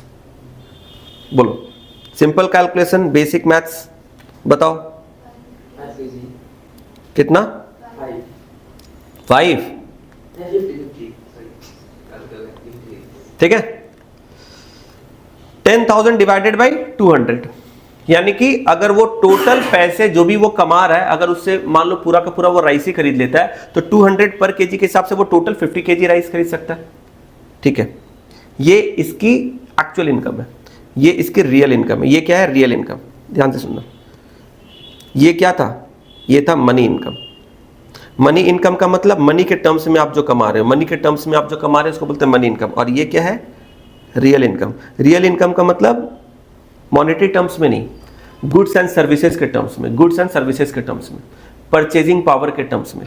तो देखो, अब आप 10,000 कमा रहे थे, लेकिन 10,000 रुपया तो आप कंज्यूम नहीं करोगे ना। देखो, money can not be consumed directly. Money कोई कमोडिटी नहीं है, money is the means two by goods and services. तो अल्टीमेटली कंज्यूमर्स जो होते हैं वो क्या कंज्यूम करते हैं? वो गुड्स एंड सर्विसेज कंज्यूम करते हैं, वो मनी डायरेक्टली थोड़ी कंज्यूम करते हैं। कोई भी इंसान मनी अर्न कर रहा है, वो उस मनी से गुड्स एंड सर्विसेज खरीद रहा है अपने रिक्वायरमेंट के हिसाब से, और उस गुड्स एंड सर्विस को कंज्यूम करता है। तो अल्टीमेटली मनी कोई डायरेक्टली कंज्यूम करने की चीज नहीं है, goods and service directly consume करने की चीज है, जो कि मनी से आती है। तो हम लोग क्या करते हैं? हम लोग डायरेक्टली तो गुड्स एंड सर्विस तो अर्न नहीं करते। पहले चलता था, पुराने जमाने में क्या होता था ना, कोई जमींदार होता था, कोई किसान होता था, जमींदार अपने जमीन पे बोलता था किसान को कि आओ भाई खेती कर लो यहाँ पर, और जो भी अनाज होगा उसका आधा तुमको दे देंगे, आधा मेरे को दे देना। तो अब क्या हुआ? आपने किसी से काम कराया और उसका कुछ पार्ट आपने उसको दे दिया, पैसे नहीं दिए, कुछ चीज दे दिया। तो ये पहले के, आज के टाइम पे ऐसा नहीं होता। कोई भी इंसान जो इनकम अर्न कर रहा है वो मॉनेटरी फॉर्म में कर रहा है, पैसे मिल रहे हैं सबको। तो कोई भी इंसान जो इनकम कमाता है वो एक्चुअली में उसकी मॉनेटरी इनकम है, मनी इनकम है, वो मनी के फॉर्म में कमा रहा है। फिर उस मनी से वो अपने नीड, अपने रिक्वायरमेंट के हिसाब से वो गुड्स एंड सर्विसेज को बाई करता है, कंज्यूम करता है। यानी मनी को वो किस में कन्वर्ट कर देता है? गुड्स एंड सर्विसेज में। क्यों? क्योंकि अल्टीमेट यूटिलिटी उसको गुड्स एंड सर्विस से मिलने वाली। मनी की कोई अपनी यूटिलिटी होती नहीं है सच। मनी की क्या, मनी को अगर आप रखोगे तो मनी से थोड़ी आपका पेट भर जाएगा, आपके बदन में कोई कपड़े आ जाएंगे। जो भी चीज अपने शौक पूरा कर रहे हैं, खा रहे, पी रहे, घूम रहे, फिर रहे, कुछ भी कर रहे हैं, वो मनी को यूज करके कर रहे हैं। मनी से डायरेक्टली कुछ नहीं होने वाला। ऐसा थोड़ी पैसा अपने पास है, पैसा को रखेंगे सामने, उसको निहारते रहेंगे, कितना पैसा है, ऐसा कुछ नहीं होता है। Until and unless you don't utilise your money, you don't spend, you don't buy things, money का क्या वैल्यू या मनी का क्या बेनिफिट समझ में आ रहा है? तो मनी इनकम को हम लोग कन्वर्ट करते हैं गुड्स एंड सर्विसेज को खरीदने में, और इस गुड्स एंड सर्विसेज को हम लोग एंजॉय करते हैं, कंज्यूम करते हैं अपने नीड के हिसाब से, और इसीलिए इसको बोलते हैं रियल इनकम। यानी एक्चुअली में आपको चाहिए मनी नहीं, आपको क्या चाहिए? आपको चाहिए goods and services. You need various types of goods and services, and for that reason you are earning money. अगर आप लोग पैसा कमा रहे हो तो एक्चुअली में किस लिए कमा रहे हो? किसी को बड़ा घर लेना है, गाड़ी लेनी है, लग्जरी क्लॉथ्स लेने हैं, एक्सपेंसिव एक्सेसरीज लेनी है, यही सब करना है। पैसा को रख के निहारना थोड़ी है। समझ में आ रहा है? तो पैसे लोगों की एक्चुअल नीड नहीं है, गुड्स एंड सर्विसेज नीड है। तो असली में लोग कमाना क्या चाहते हैं? Goods and services. तो इसीलिए इसको बोलते हैं रियल इनकम। लेकिन इसको डायरेक्टली आप अर्न नहीं कर सकते, तो मॉनेटरी फॉर्म में अर्न करते हैं, फिर उससे हम लोग गुड्स एंड सर्विस में कन्वर्ट करते हैं। अब ध्यान से देखना, मान लो इनकम जो है पर्सन की वो सेम है 10,000 रुपीज पर मंथ, लेकिन राइस का प्राइस बढ़ गया। पहले जो 200 रुपीज का आता था, अब वो 250 रुपीज पर केजी का आ रहा है। राइस की प्राइस बढ़ चुकी है, 200 की जगह अब इसकी प्राइस हो चुकी है मार्केट में 250 रुपीज पर केजी। अब आप मान लो अपने पूरे इनकम से अब राइस खरीदते हो, तो कितना केजी आप खरीद पाओगे? 40। राइट, 40 केजीज, 40 केजीज खरीद पाओगे। यानी ध्यान से देखो, आपकी मनी इनकम में कोई चेंज नहीं हुई। आपका मॉनेटरी इनकम सेम है जितना पहले था, मनी इनकम सेम है, 10,000 पहले भी कमा रहे थे, अभी भी 10,000 कमा रहे हो, लेकिन आपका रियल इनकम डिक्रीज हो गया। यानी कि आपकी परचेजिंग पावर डिक्रीज हो गई। क्यों? क्योंकि प्राइस बढ़ गया। तो मार्केट में जब इन्फ्लेशन होता है ना, जब चीजों की दाम बढ़ती है, प्राइस बढ़ती है, तो कहीं ना कहीं कंज्यूमर का जो रियल इनकम है वो डिक्रीज हो जाता है। रियल इनकम क्या होता है? डिक्रीज हो जाता है, यानी उसकी परचेजिंग पावर रिड्यूस हो जाती है। Although you are earning the same amount of money as you were earning before, but now you can buy less of the commodity as compare to before. समझ में आ रहा है तुमको? तो अब तुम देखो, सेम इनकम कमा के भी अल्टीमेटली तुमको कम गुड्स एंड सर्विस मिल रहा है। तो यहां पर ये जो कॉन्सेप्ट है मनी का और रियल का समझ में आया। तो रियल वर्ड जब भी हम लोग यूज करते हैं ना, तो real word non monetary form को दिखाता है, गुड्स एंड सर्विसेज को दिखाता है। तो यहां पर जो फ्लो है ना, एक मनी फ्लो है और एक रियल फ्लो है। तो मनी फ्लो तो समझ में आ रहा, मनी का मूवमेंट। रियल फ्लो का मतलब मनी का मूवमेंट नहीं, गुड्स एंड सर्विसेज का मूवमेंट। तो हाउस होल्ड क्या कर रहा है? गुड्स एंड सर्विसेज दे रहा है फर्म को, और फर्म वापस से गुड्स एंड सर्विस बना के दे रहा है हाउस होल्ड को। तो ये जो मूवमेंट है, ये है रियल फ्लो। दो फ्लो समझ में आया? तो एक बार टॉपिक में देखते हैं हम लोग। ये हमने पढ़ लिया मैक्रो इकोनॉमिक्स, डिफरेंस भी हमने पढ़ लिया, सिंपल सा है, एज सच इसमें कुछ कॉन्सेप्चुअल है नहीं। Circular flow of income, income का मूवमेंट सर्कुलर वे में हो रहा है। इकोनॉमी के अंदर पैसा घूम रहा है सर्कुलर वे में, एक जगह से दूसरे जगह जा रहा है, वापस से घूम के उसी जगह पे आ रहा है जहां से गया था। यही है सर्कल। सर्कल का मतलब जहां से शुरुआत होती है वहीं खत्म होता है, इसी को सर्कल बोलते हैं ना। सर्कल मतलब जहां से, देखो, जहां से हमने स्टार्ट किया वहीं पर आके खत्म कर दिया, यही है सर्कल। तो सर्कुलर जो फ्लो ऑफ इनकम है, ये भी हमने पढ़ लिया। अब ध्यान से देखना, ये भी हमने पढ़ लिया। Type of circular flow number 6 हमने पढ़ लिया। कौन सा टाइप? दो टाइप, मनी फ्लो और रियल फ्लो। ठीक है। इसके बाद फेजेस, अलग अलग फेजेस हैं, और स्टॉक फ्लो एक बार हम लोग पढ़ते हैं। स्टॉक फ्लो और स्टॉक एंड फ्लो कॉन्सेप्ट, ठीक है, ये एक बार हम लोग पढ़ते हैं। अच्छा, एक बार देखो सेक्टर्स ऑफ इकोनॉमी, चलो एक एक सीक्वेंस करके पढ़ते हैं। Sectors of economy, sectors of economy अभी मैंने क्या बताया था? Point number 7। कितने सेक्टर्स होते हैं इकोनॉमी में? 4। ठीक है, इकोनॉमी में टोटल 4 सेक्टर्स होते हैं। ध्यान से देखना, इकोनॉमी में होते हैं टोटल 4 सेक्टर्स, लेकिन सिंप्लिसिटी ऑफ स्टडी के लिए हम लोग एक सिंपल इकोनॉमी को स्टडी करते हैं। सिंपल इकोनॉमी को जब हम लोग स्टडी करते हैं तो क्या होता है मालूम है? हम लोग उसको बोलते हैं 2 सेक्टर इकोनॉमी। जब सिंपल इकोनॉमी को स्टडी करते हैं इसको बोलते हैं 2 सेक्टर इकोनॉमी। और इस 2 सेक्टर इकोनॉमी में हम लोग 3rd और 4th को एक्सक्लूड कर देते हैं। हम लोग अज्यूम करते हैं कि पूरा का पूरा इकोनॉमी सिर्फ 2 ही सेक्टर से बना है। पूरे इकोनॉमी में सिर्फ 2 ही सेक्टर है, वो है हाउस होल्ड और फर्म। कोई गवर्नमेंट सेक्टर है नहीं, कोई रेस्ट ऑफ द वर्ल्ड है नहीं। ये दोनों को इग्नोर कर देते हैं। प्रैक्टिकली ऐसा होता नहीं है, पर just for the sake of simplicity हम लोग ऐसा करते हैं। और ऐसे में हमें कुछ इस तरीके का नजारा देखने को मिलता है। जब हम लोग टू सेक्टर स्टडी करते हैं ना, तो कुछ इस तरीके का नजारा अपने को देखने को मिलता है, पैसे कैसे मूव कर रहे हैं और रियल फ्लो किस तरीके से हो रहा है, मनी फ्लो किस तरीके से हो रहा है। लेकिन यहां पर भी ना एक अजम्पशन है, इस पूरे के पूरे सर्कुलर फ्लो में जो अभी आप स्क्रीन पे देख रहे हो, इसमें भी एक अजम्पशन है। क्या अजम्पशन है मालूम है? हम लोग ये अज्यूम कर रहे हैं कि जितना भी हाउस होल्ड सेक्टर ने कमाया वो पूरा का पूरा उसने खर्च कर दिया, और फर्म ने जो कमाया उसने भी पूरा खर्च कर दिया। यानी अपने पास कोई भी सेविंग नहीं रख रहा है, जिसके पास जो भी पैसे आ रहे हैं वो पूरा उसको लुटा दे रहा है, पूरा खर्चा कर दे रहा है, कुछ बचा नहीं रहा अपने पास। तुम देखो, फर्म ने जो भी पेमेंट किया, फैक्टर पेमेंट हाउस होल्ड को, और हाउस होल्ड से वो वापस चला गया फर्म में। तो ये जो टू सेक्टर इकोनॉमी है ना, इसको बोलते हैं सिंपल इकोनॉमी। और इसमें एक अजम्पशन है। क्या अजम्पशन है? अजम्पशन ये है कि जो भी फर्म से हाउस होल्ड के पास आ रहा है, जो भी मनी आ रही है, वो पूरा का पूरा वो वापस से खर्च कर दे रहा है। और खर्च किस चीज में कर रहा है? गुड्स एंड सर्विस में कर रहा है। तो ये पूरा पैसा वापस से घूम के फर्म के पास चला जा रहा है। यानी फर्म ने जो पैसे दिए थे इकोनॉमी में, वापस से वो इकोनॉमी से उसके पास वापस घूम के आ गए। तो इकोनॉमी में जो पैसा आया था, इंजेक्ट हुआ था, वापस से वो उसने विड्रॉ कर लिया, निकाल लिया इकोनॉमी से पैसा। मतलब पूरा का पूरा पैसा जो गया था वापस वो घूम के आ गया फर्म के पास। ये असम्पशन है।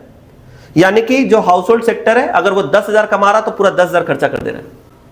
समझ में आ रहा है? इसी तरीके से फर्म जो भी गुड्स एंड सर्विसेज, ये हाउस होल्ड सेक्टर जो भी, ध्यान से देखना डायग्राम, हाउस होल्ड सेक्टर जो भी गुड्स एंड सर्विसेज प्रोवाइड कर रही है फर्म को, जो भी गुड्स एंड सर्विस प्रोवाइड कर रही है, फैक्टर सर्विस प्रोवाइड कर रही है गुड्स बनाने के लिए, वो पूरा का पूरा जो भी आउटपुट बन रहा है वो पूरा हाउस होल्ड को मिल जा रहा है। यानी जितना भी फर्म गुड्स एंड सर्विस बना रहा है, पूरा का पूरा वो हाउस होल्ड को दे दे रहा है, कुछ भी उसके पास बचा हुआ नहीं है। यानी जो भी बन रहा है पूरा का पूरा वो भी यहां पर दे दे रहा है। तो ये जो है ना, ये थोड़ा सा इम्प्रैक्टिकल सिनेरियो बन जाता है। तो टू सेक्टर इकोनॉमी में दो तरह के बाइफर्केशन है, दो तरह के अजम्पशन है।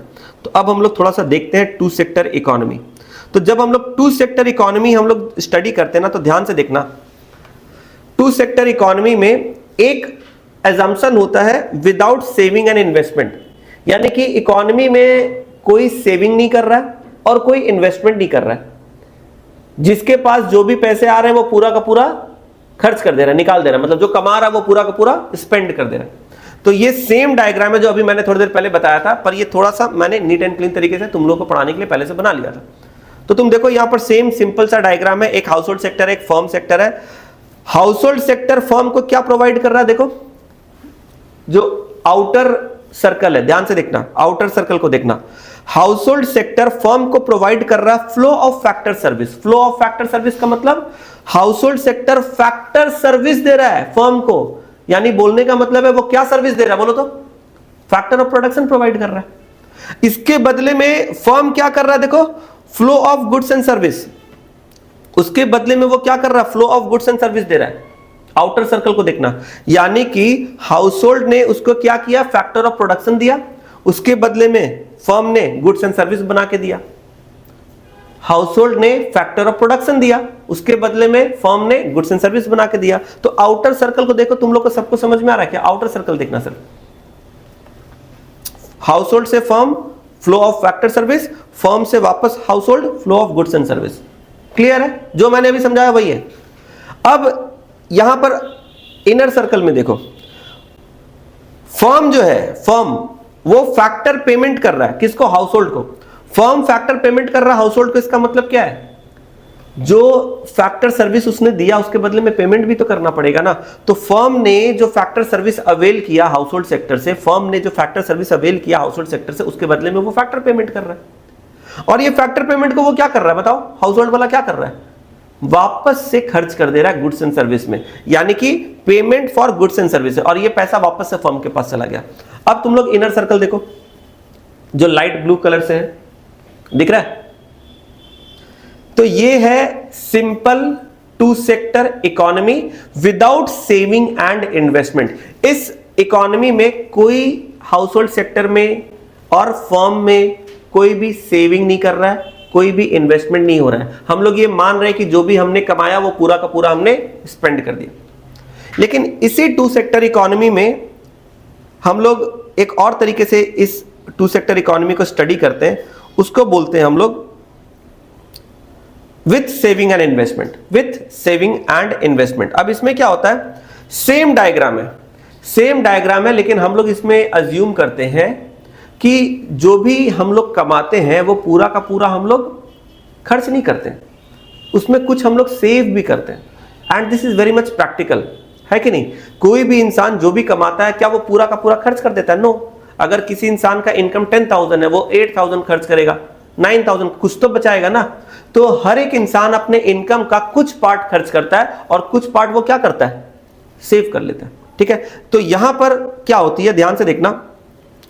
मान लो एक हाउसहोल्ड सेक्टर है, ठीक है, हाउसहोल्ड ने फर्म से सपोज कमाया 10,000, लेकिन इसने खर्च किया 8,000 गुड्स एंड सर्विसेज में, और बाकी का 2,000 उसने क्या कर लिया, सेविंग्स।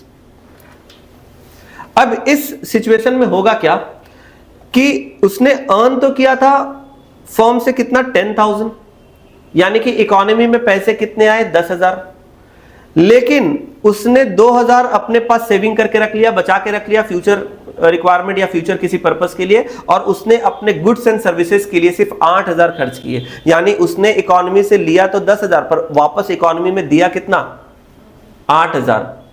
कमाया 10,000, खर्च किया 8,000, फर्म के पास से गए तो 10,000, वापस आए कितने, 8,000। यानी कहीं ना कहीं ये 2,000 जो है ये इकोनॉमी से बाहर हो गया, ये उस फ्लो का जो हिस्सा था उस हिस्से से वो अलग हो गया। इसको बोलते हैं लीकेज। लीकेज का मतलब ये सर्कुलर जो चल रहा था, ये जो सर्कल चल रहा था ना, ये सर्कल में ये एक लीकेज हो गया। सर्कल कब कंप्लीट होगा मालूम है? सर्कल कब कंप्लीट होगा? सर्कल कंप्लीट होगा जितना एक जगह से निकल रहा है उतना ही पूरा दूसरी जगह वापस आ जाए, तभी तो वो पूरा सर्कल कंप्लीट हो रहा है। एक जगह से 10,000 निकल रहा है लेकिन वापस आ रहा है कितना, 8,000, इसका मतलब बीच में कहीं लीकेज है। जैसे मान लो सेंट्रल गवर्नमेंट अनाउंस करती है अपने टॉप लेवल से कि हम लोग गरीबों के लिए मान लो सब्सिडी या कोई फ्री एजुकेशन, ऐसा कोई अनाउंसमेंट कर रही है, ठीक है, कि हम लोग 10,000 करोड़ का बजट लेते हैं, गरीब बच्चों को फ्री में शिक्षा देंगे। तो वहां से अनाउंसमेंट हुआ 10,000, लेकिन जब आप ग्राउंड रियलिटी चेक करोगे कि 10,000 का अनाउंसमेंट तो गवर्नमेंट ने किया गरीबों के लिए किसी फैसिलिटी के लिए, ठीक है, एजुकेशन हो, हेल्थ हो, कुछ भी हो, लेकिन क्या 10,000 का बेनिफिट मिला? जब आप ग्राउंड चेक करोगे पता चलेगा सिर्फ 4,000 का बेनिफिट मिला। यानी बाकी के 6,000 कहां चले गए? बीच में कहीं लीकेज है, कहीं तो गया है ना, क्योंकि गवर्नमेंट ने वहां से रिलीज किया फंड और कई लेयर से, कई लोगों से होते होते वो फाइनली कंज्यूमर तक पहुंचा। और इस बीच में जितने भी लेयर थे शायद वहां कोई ऐसा लीकेज है जहां से वो पैसे बाहर हो रहे हैं, और इसीलिए जितना वहां से दिया जा रहा है ग्राउंड तक वहां तक नहीं पहुंच रहा है, बीच में लीकेज है। सेम तरीके से अगर इकोनॉमी में पैसे आए 10,000, फर्म ने दिया 10,000, तो इकोनॉमी में वापस से घूम के वो पैसे फर्म को मिलने चाहिए थे, लेकिन बीच में 2,000 कम हो गया, उसने दिया था 10,000, पेमेंट किया था 10,000, उसे वापस मिले 8,000, यानी कि 2,000 कहीं लीक होके बाहर निकल गया, इकोनॉमी के उस सर्कल से आउट हो गया। तो इसको हम लोग बोलते हैं क्या, लीकेज। समझ में आ रहा है? तो ऐसा कब होता है? ऐसा तब होता है जब हाउसहोल्ड सेक्टर कुछ सेविंग करता है, और सेविंग सिर्फ हाउसहोल्ड सेक्टर नहीं करते, इवन फर्म्स भी सेविंग करते हैं। फर्म भी जो कमाते हैं वो पूरा का पूरा ऐसा नहीं कि पूरा का पूरा स्पेंड कर देते हैं, वो लोग भी क्या करते हैं, वो लोग भी अपने इनकम में से कुछ रिजर्व में मेंटेन करते हैं। अकाउंट्स में हम लोग पढ़ते हैं रिजर्व एंड सरप्लस या रिटेन्ड अर्निंग, ये तो फर्म भी जो कमाते हैं ना उसमें से वो भी सेविंग करते हैं, ऐसा नहीं कि पूरा का पूरा वो लोग बांट देते हैं।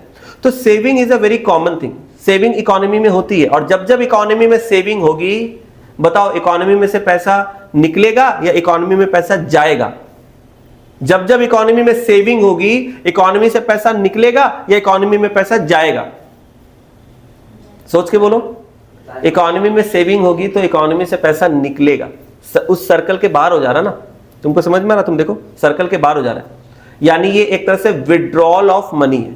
इकोनॉमी में जो पैसे का मूवमेंट हो रहा था ना, उस मूवमेंट में से आपने कुछ पैसे निकाल लिए। समझ में आ रहा है? तो कहीं ना कहीं इकोनॉमी में जो पैसे का सर्कुलर मूवमेंट चल रहा था उसमें से कुछ पार्ट निकल गया, यानी कि कहीं ना कहीं विड्रॉल ऑफ मनी है या लीकेज ऑफ मनी है। तो ये पैसे निकल के गए कहां? तो एक और सेक्टर होता है जिसको बोलते हैं हम लोग कैपिटल मार्केट। ये कैपिटल मार्केट आप समझ लो बेसिकली ये बैंक्स होते हैं या फाइनेंशियल इंस्टीट्यूशंस होते हैं। ये लोग जो सेविंग करते हैं, ये सेविंग बेसिकली कहीं तो रखते होंगे। तो इकोनॉमी में हम लोग ये अज्यूम करते हैं कि जो भी लोग सेविंग कर रहे हैं वो सेविंग कहां पर कर रहे हैं, बैंक में या किसी फाइनेंशियल इंस्टीट्यूशन में। तो इनको हम लोग ब्रॉडली बोलते हैं, इस स्टडी में मैक्रो इकोनॉमिक्स के पर्सपेक्टिव से हम लोग इसे नाम देते हैं कैपिटल मार्केट, जहां पर लोगों की सेविंग्स आ रही है। यानी कि जो भी पैसे वापस से घूम के फर्म के पास नहीं जा रहा है, वो किधर चला जा रहा है, वो चला जा रहा है कैपिटल मार्केट में। यानी ये जो 2000 है, 8000 तो चला गया फर्म के पास, बाकी के 2000 ये किधर चले गए, ये चला गया कैपिटल मार्केट में, बैंकों के पास। अच्छा, बैंक इसका क्या करेगा? बैंक तो खुद एक बिजनेस है। बैंक बोलेगा भाई अब अपने क्या करें, अपने पास बहुत सेविंग आ रहा है, बहुत लोग सेव कर रहे हैं, अपने पास आ रहा है, ये बोलेगा चलो लोन देते हैं। और लोन किसको चाहिए? फर्म को। ये बोलेगा आ बेटा लोन ले ले मेरे से। ये क्या करेगा? इसको लोन दे देगा। सर्कल पूरा हुआ, सर्कल पूरा हो गया। तो इकोनॉमी से जो पैसा लीकेज होकर बाहर निकल गया था, वापस से हमने उसको इकोनॉमी में डाल दिया, अलग तरीके से रूट चेंज हो गया, पर वापस से वो पैसा इकोनॉमी में चला गया। दिख रहा है तुम लोग को? देखो, फर्म्स को बिना पैसों की जरूरत होती है। कभी कभी उसे एक्सपेंशन करना है, multiple equipments, machineries, buildings, investments, कई तरह के चीजों के लिए उन्हें पैसों की जरूरत पड़ती है और उन्हें वो पैसे कैपिटल मार्केट से मिलते हैं। तो कैपिटल मार्केट में जो सेविंग्स आ रहे हैं हाउस होल्ड सेक्टर से, कैपिटल मार्केट में जो सेविंग आ रहे हैं हाउस होल्ड सेक्टर से, उस सेविंग को कैपिटल मार्केट क्या करता है? अपने पास रखता नहीं है, वो इन्वेस्ट कर देता फर्म में। और इसी को यहां पर इस डायग्राम में बताया गया है। तुम देखो ये जो डायग्राम है ना, बिल्कुल वैसा ही है जैसा पहले वाला था, बस यहां पर बीच में आ गया है कैपिटल मार्केट। ऊपर के और नीचे के जो दो सर्कल है वो बिल्कुल वही है जो पहले हमने पढ़े, है ना। आउटर सर्कल, इनर सर्कल बिल्कुल सेम है। बीच में आ गया एक कैपिटल मार्केट, और कैपिटल मार्केट में देखो क्या हो रहा है, हाउस होल्ड सेक्टर से सेविंग्स जा रही है कैपिटल मार्केट में, और यही कैपिटल मार्केट उस सेविंग को क्या कर रहा है? इन्वेस्ट कर दे रहा फर्म्स में। दिख रहा है? देखो डायग्राम को देखो, 1 मिनट टाइम लो, डायग्राम को देखो और बताओ ये डायग्राम समझ आ रहा है कि नहीं आ रहा है?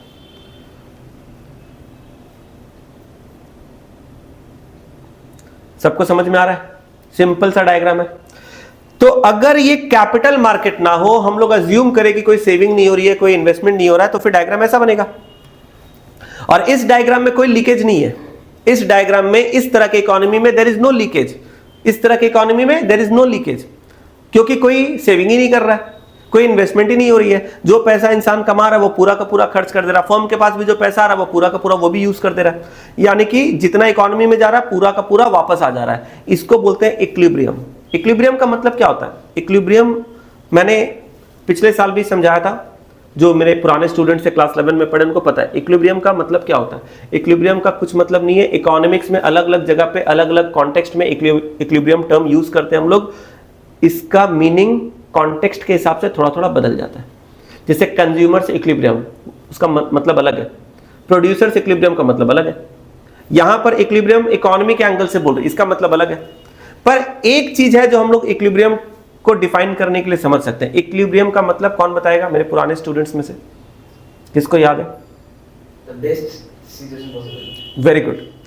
द बेस्ट पॉसिबल सिचुएशन और द आइडियल सिचुएशन, सबसे अच्छा एक सिचुएशन जिसमें हर कोई जहां पर पहुंचना चाहता है, एक ऐसा सिचुएशन जहां हर कोई पहुंचना चाहता है। The most preferable situation, the most ideal situation और बेस्ट पॉसिबल सिनेरियो, जो भी हम लोग बोले। तो इक्विलिब्रियम, तो इकोनॉमी के एंगल से सबसे बेस्ट सिचुएशन क्या हो सकता है कि जितना पैसा इकोनॉमी में जा रहा है उतना वापस से इकोनॉमी में घूम के वापस से आ जाए, यानी पैसे की लीकेज ना हो। यही तो सबसे बेस्ट सिचुएशन है ना। सरकार ने जितना फंड अलॉट किया गरीबों के लिए वो गरीबों को मिल जाए पूरा का पूरा। This is the best situation. बीच में कोई लीकेज ना हो, कोई धांधली ना हो, कोई करप्शन ना हो, यही तो बेस्ट सिचुएशन है। तो इसी तरह से इकोनॉमी में लीकेज ना हो तो इसको बोलते हैं बेस्ट सिचुएशन, और ये इक्विलिब्रियम है। लेकिन अगर ऐसा सिचुएशन होता है, मान लो कि लोग कुछ सेविंग भी कर रहे हैं, कुछ इन्वेस्टमेंट भी हो रहा है इकोनॉमी में, यानी कि यहां पर लीकेज है, तो अब यहां पर इक्विलिब्रियम कैसे होगा? तो इक्विलिब्रियम का सीधा एक ही मतलब है, जितना पैसा गया इकोनॉमी में उतना अगर घूम के आ जाए तो इक्विलिब्रियम है। ठीक है, जितना गया उतना घूम के आ जाए तो क्या है? तुम बताओ, जितना पैसा इकोनॉमी में गया उतना घूम के आ जाए तो क्या है? इक्विलिब्रियम है। बेस्ट सिचुएशन तो यही है, जितना लगा उतना वापस आ गया, ये इक्विलिब्रियम है। तो तुम ध्यान से देखो, यहां पर सेविंग में कितना निकला था, देखो 2000, हाउस होल्ड ने सेविंग में कितना निकाला था 2000, ये 2000 वापस से घूम के चला गया फर्म के पास। कैसे चला गया? डायरेक्टली नहीं गया, डायरेक्टली नहीं गया, इस कैपिटल मार्केट के थ्रू से गया, कैपिटल मार्केट के थ्रू से गया, ठीक है, जैसे भी गया, डायरेक्टली गया, इनडायरेक्टली गया, जैसे भी गया, वापस चला गया ना, तो वापस ये सर्कल कंप्लीट हो गया। तो देखो फर्म के पास से गया था 10,000, वापस कितना आ गया? 10,000। 8,000 डायरेक्टली आ गया और 2,000 इनडायरेक्टली आया कैपिटल मार्केट के थ्रू। इनडायरेक्टली जो कैपिटल मार्केट के थ्रू आता है इसको क्या बोलते हैं? कैपिटल मार्केट के थ्रू जो आता है इसको क्या बोलते हैं? इन्वेस्टमेंट। और इसको क्या बोलते हैं? तो जितना सेविंग्स था उतना ही इन्वेस्टमेंट है। अगर सेविंग इक्वल टू इन्वेस्टमेंट हो जाए तो ये सर्कल फिर से कंप्लीट हो जाएगा। अगर सेविंग इक्वल टू इन्वेस्टमेंट हो जाए तो ये सर्कल फिर से कंप्लीट हो जाएगा। जो लीकेज है कहीं ना कहीं, उस लीकेज पे हमने क्या किया? टिप लगा दिया, बंद कर दिया। घूम फिर के जो पैसा साइड में निकला था वापस से किसी बहाने किसी तरीके से वापस से वो अपने सर्कल में आ गया। तुमको समझ में आ रहा है? तो इस सिचुएशन में जहां पर कैपिटल मार्केट भी रोल प्ले करने लगता है, जहां पर इन्वेस्टमेंट और सेविंग होने लगती है, ऐसे सिचुएशन में हमारा इक्विलिब्रियम क्या होता है? Equilibrium equals to, equilibrium condition होती है जब सेविंग इक्वल टू इन्वेस्टमेंट। समझ में आ रहा है? Saving, S stands for saving, I stands for investment. ये दोनों अगर बराबर है मतलब ये इक्विलिब्रियम है, यानी कि जितना गया था उतना वापस आ गया। सेविंग्स का मतलब एक तरीके से लीकेज, यानी कि पैसा इकोनॉमी से बाहर निकल रहा है, इसको लीकेज बोलते हैं। इस चैप्टर में या सर्कुलर फ्लो ऑफ इनकम में, इस पर्टिकुलर चैप्टर के कॉन्टेक्स्ट में हम लोग क्या बोलेंगे? लीकेज। तो saving is a kind of leakage, जहां पर पैसा बाहर निकल जा रहा है इकोनॉमी से। और इन्वेस्टमेंट क्या है? इंजेक्शन। इंजेक्शन मतलब इंजेक्शन लगाते हैं ना हम लोग बॉडी में, इंजेक्शन मतलब इंजेक्ट करना। यानी जब इन्वेस्टमेंट होती है तो मनी जो बाहर निकल गया था, लीकेज हो गया था, वापस से वो इकोनॉमी में इंजेक्ट हो जा रहा है, वापस से उसको हम लोग इकोनॉमी में डाल दे रहे हैं। तो इन्वेस्टमेंट क्या है? एक तरह से इंजेक्ट कर रहा है फंड को वापस इकोनॉमी में, और सेविंग के वजह से मनी का लीकेज हो जा रहा है। समझ में आया? टू सेक्टर इकोनॉमी में यही है। इसी को बखान करके किताब में पूरा लंबा चौड़ा इतिहास की तरह लिखा हुआ है। इसी को मैंने स्टोरी में तुमको सिंप्लीफाई करके समझा दिया डायग्राम से। अभी देख लेंगे टेक्स्ट भी। फिलहाल ये समझ में आया? ये है तुम्हारे सिलेबस का one of the most important part. ज्यादातर क्वेश्चन इसमें से आते हैं, पर अभी थोड़ा सा इसी को और एक लेवल डिटेल में पढ़ेंगे। अभी दो और महान लोग बच गए, मालूम है? सरकार और रेस्ट ऑफ द वर्ल्ड। किसको किसको नींद आ रहा है? पानी पियो, ठीक है, पानी पियो। देखो इकोनॉमिक्स, मैक्रो इकोनॉमिक्स में एक एक्सप्लेनेशन बहुत ज़्यादा है। ये तो प्रैक्टिकल सब्जेक्ट है नहीं कि आपको साथ साथ में क्यों न्यूमेरिकल वगैरह बनाना है, तो आपका अटेंशन पूरा का पूरा होना चाहिए। बीच बीच में कहीं कहीं पर मोनोटोनस लगेगा, नींद आएगी, बोरिंग लगेगा, पर फिर भी मैं कोशिश कर रहा हूँ जितना हो सके स्टोरी, एग्जाम्पल्स, ये सब के हिसाब से समझाओ। ये इतना मज़ेदार सब्जेक्ट नहीं है, it's not so interesting kind of subject. तो इसमें ज़बरदस्ती का मैं कुछ नया इंटरेस्टिंग क्रिएट तो नहीं कर सकता। मैं अपने पढ़ाने समझाने के तरीके में थोड़ा सा लाइटर मोड में कुछ समझा सकता हूँ। This is what I can do to the best possible manner. अब मैं वो कोशिश कर रहा हूँ। अब इसमें तुम लोग ज़्यादा सो जाओगे तो गड़बड़ हो जाएगा, ठीक है? प्लीज़ अपना अटेंशन बना के रखो। तो अब यहाँ पर इकोनॉमी में 4 सेक्टर्स होते हैं पूरे इकोनॉमी में। 2 के बारे में तो हमने चर्चा कर लिया, अब बच गए बाकी के 2। एक है गवर्नमेंट। देखो इकोनॉमी में ना गवर्नमेंट भी एक बहुत इंपॉर्टेंट रोल प्ले करता है। This is one of the important sectors of the economy. तो जब हम लोग सिंपल इकोनॉमी को स्टडी करते हैं तो हम लोग सिर्फ 2 ही सेक्टर को लेकर स्टडी करते हैं, जो कि हाउस होल्ड और फर्म होता है। लेकिन जब हम लोग थोड़ा और डीप डाइव करते हैं, थोड़ा और बेटर स्टडी करते हैं, तो फिर हमें क्या करना पड़ता है? तो फिर हमें एक और सेक्टर को इंक्लूड कर लेना पड़ता है, और वो है गवर्नमेंट। तो जब हम लोग अपने स्टडी में एक और सेक्टर को ले लेते हैं, हाउस होल्ड और फर्म तो था ही, इसके साथ एक और सेक्टर को ले लेते हैं गवर्नमेंट, तो ये बन जाता है 3 सेक्टर इकोनॉमी। 3 सेक्टर इकोनॉमी को हम लोग एक नाम देते हैं क्लोज्ड इकोनॉमी। क्लोज्ड यानी कि अब इकोनॉमी में कौन कौन है? हाउस होल्ड सेक्टर तो है ही, यानी कंज्यूमर सारे है ही, प्रोड्यूसर्स भी है, फर्म भी है, लेकिन अब गवर्नमेंट भी आ गई। तो गवर्नमेंट का काम क्या है? गवर्नमेंट इकोनॉमी को रेगुलेट करता है। गवर्नमेंट रेगुलेटर होता है, पूरे इकोनॉमी को चलाता है, रूल रेगुलेशन फ्रेम करता है, वो सारी चीजों को सुपरवाइज और मॉनिटर करता है। तो गवर्नमेंट, ये जो सेक्टर है ना, ये बेसिकली रेगुलेटरी सेक्टर है। पूरे इकोनॉमी में सब कुछ ठीक ठाक से चल रहा है कि नहीं, स्मूथली रन हो रहा है कि नहीं, ये काम देखने संभालने का किसका है? गवर्नमेंट।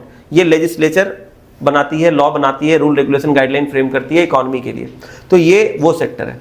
अब ये जो गवर्नमेंट है पूरी इकोनॉमी को ठीक से चला रही है, देख रही है, सुपरवाइज कर रही है, लॉ एंड ऑर्डर मेंटेन कर रही है, इतना सब कुछ कर रही है ताकि काम ठीक से चले, कोई परेशानी ना हो हाउस होल्ड सेक्टर को या फर्म सेक्टर को। इसके लिए गवर्नमेंट को भी तो कुछ चाहिए। तो गवर्नमेंट बोले कि देखो हम फ्री में तो काम करेंगे नहीं, अपने को भी कुछ चाहिए, माल पानी कुछ मिलना चाहिए, रोकड़ा। क्या लेंगे गवर्नमेंट? टैक्स। गवर्नमेंट बोले कि हम टैक्स लेंगे, इतना कुछ कर रहे, देखो कितना बड़ा काम कर रहे, पूरा इकोनॉमी को संभाल रहे, तो हम टैक्स लेंगे। तो गवर्नमेंट टैक्स किससे लेगी? हाउस होल्ड से भी लेंगे, फर्म से भी लेंगे। हाउस होल्ड में जो लोग होते हैं, इंडिविजुअल कंज्यूमर्स होते हैं हमारे और आपके तरह, हम लोगों के इनकम के ऊपर गवर्नमेंट हमसे टैक्स लेती है। इसको हम लोग इनकम टैक्स बोलते हैं इंडिया में। इकोनॉमिक्स में इसको पर्सनल टैक्स के नाम से बोला जाता है। पर्सनल टैक्स मतलब वही, एक इंडिविजुअल पर्सन से जो लेते हैं उसको personal tax, you can understand like income tax.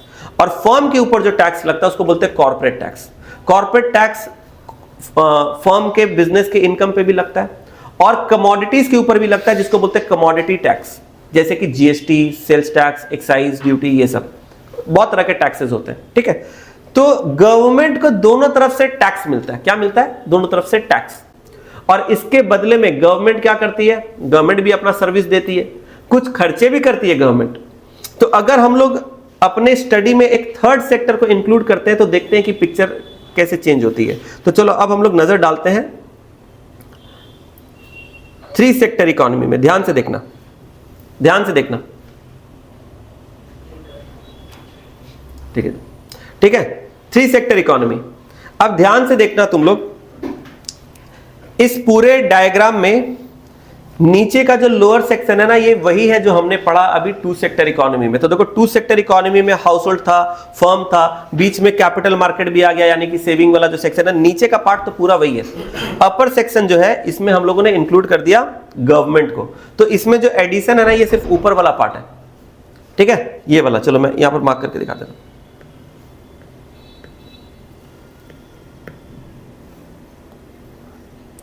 ये जो पार्ट है, अब देखो गवर्नमेंट, अगर इकोनॉमी में एक और सेक्टर आ जाए, गवर्नमेंट सेक्टर, तो देखो गवर्नमेंट के पास टैक्सेस आ रहे हैं। कहां से आ रहे हैं? देखो एरो पे ध्यान देना। गवर्नमेंट के पास टैक्सेस कहां से आ रहे हैं? फर्म से भी आ रहे हैं और हाउस होल्ड सेक्टर से भी आ रहे हैं। दोनों तरफ से गवर्नमेंट को टैक्स मिल रहा है। इसके बदले में गवर्नमेंट क्या देगा? देखो, सर्कल का मतलब क्या होता मालूम है? मेरे को कुछ मिला और मैंने कुछ लौटाया, तभी तो सर्कल होगा ना। मतलब एक तरफ से जा रहा है और वापस कुछ आ रहा है, तभी तो वो सर्कल है। तो अगर गवर्नमेंट ने टैक्स लिया तो उसके बदले में उसको कुछ देना भी पड़ेगा। समझ में आ रहा है? तभी तो सर्कल कंप्लीट होगा।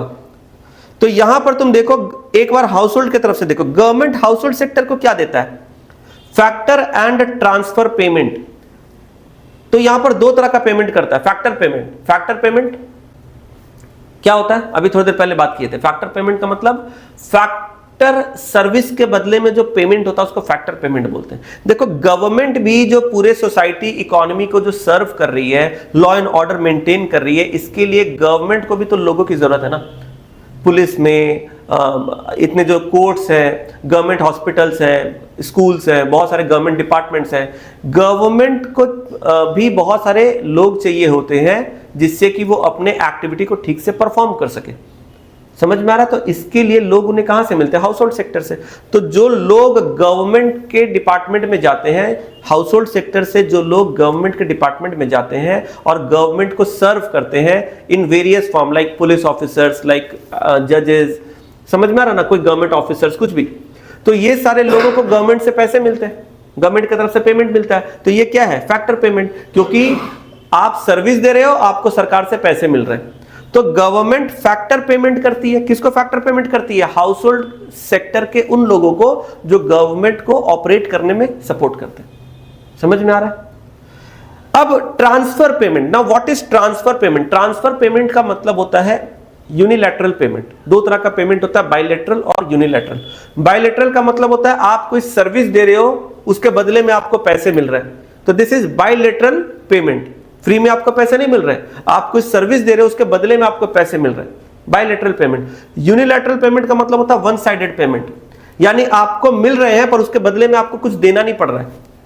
जैसे कि मान लो सब्सिडी, गवर्नमेंट ने किसी पर्टिकुलर जैसे मान लो स्टूडेंट लोगों को गवर्नमेंट ने क्या क्या स्कॉलरशिप दे दिया, बच्चों के हायर स्टडीज के लिए स्कॉलरशिप, गवर्नमेंट के बहुत सारे स्कीम्स होते हैं, गवर्नमेंट ने क्या क्या स्कॉलरशिप दे दिया।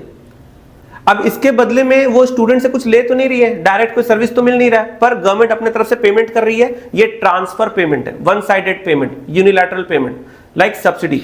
या फिर मान लो गवर्नमेंट हॉस्पिटल में या किसी पर्टिकुलर चीज के लिए गवर्नमेंट ने क्या क्या हेल्थ बेनिफिट दे दिया फ्री में, इंश्योरेंस दे दिया फ्री में, ऐसा होता है।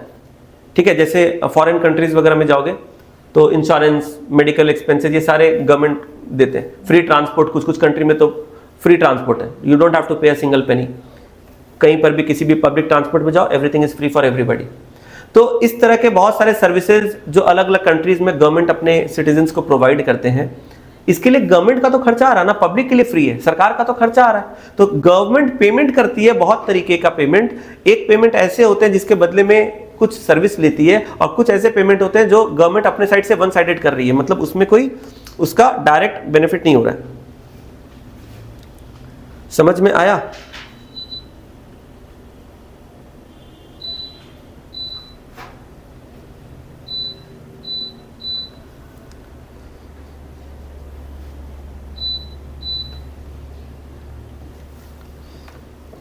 ठीक है, चलो इसी तरीके से एक बार फर्म के साइड में देखो। फर्म से गवर्नमेंट को टैक्स मिलता है, ये तो क्लियर है, लेकिन फर्म को गवर्नमेंट क्या प्रोवाइड करती है? तो देखो फर्म को क्या प्रोवाइड करती है, परचेज। देखो फर्म जो सामान बना रही है ना, वो गवर्नमेंट को भी लगती है। गवर्नमेंट डिपार्टमेंट में भी बहुत सारे सर्विसेज की या बहुत सारे कमोडिटीज गुड्स की जरूरत पड़ती है। तो गवर्नमेंट सेक्शन, गवर्नमेंट डिपार्टमेंट को जो भी कमोडिटीज गुड्स या सर्विसेज चाहिए, वो कहां से परचेस करती है? फर्म से। तो फर्म से परचेस करते हैं। और सब्सिडी प्रोवाइड करते हैं। तो आप कहीं ना कहीं परचेजेस और सब्सिडी फर्म को प्रोवाइड कर रहे हो, तो यहां पर भी सर्कल कंप्लीट हो रहा है। समझ में आया? ये डायग्राम याद रखना है, एग्जाम पॉइंट ऑफ व्यू से बहुत ज्यादा इंपॉर्टेंट नहीं है, पर ये डायग्राम याद रखना है। ठीक है, अच्छा, इस इकोनॉमी को हम लोग बोलते हैं क्लोज्ड इकोनॉमी। क्लोज्ड इकोनॉमी का मतलब होता है कि बेसिकली आपका जो इकोनॉमी है वो आप अपने आप के अंदर ही सारा कुछ ऑपरेट कर रहे हो, आपको बाकी लोगों से कोई मतलब नहीं है, पूरी दुनिया से कोई मतलब नहीं है, दूसरे देशों से, दूसरे इकोनॉमी से आपको कोई लेना देना नहीं है। जैसे कि नॉर्थ कोरिया बोल सकते हैं क्या? तो देखो इस तरह से कुछ इकोनॉमीज है जो अपने आप में ही काफी ज्यादा रेस्ट्रिक्टेड है। Even China, not exactly but to a very greater extent, वो भी अपने आप पे ही बहुत ज्यादा रेस्ट्रिक्टेड है। वो लोग अपने आप को बोलते हैं सेल्फ रिलायंट, सेल्फ डिपेंडेंट बोलते हैं, पर एक तरीके से a form of closed economy. बहुत सारी चीजें वो बहुत ही रेस्ट्रिक्टेड वे में करते हैं, अपने इन्फॉर्मेशन, अपने बहुत सारी चीजों को वो लीक नहीं होने देते। बहुत सारे ऐसे एप्लीकेशन, बहुत सारे ब्राउजर्स, बहुत सारे चैट के बहुत सारे ऐसे एप्लीकेशन, वो लोग कुछ भी वो यूज नहीं करते जो पूरे दुनिया में यूज हो रहा है, उनका अपना खुद का अपना प्लेटफॉर्म है।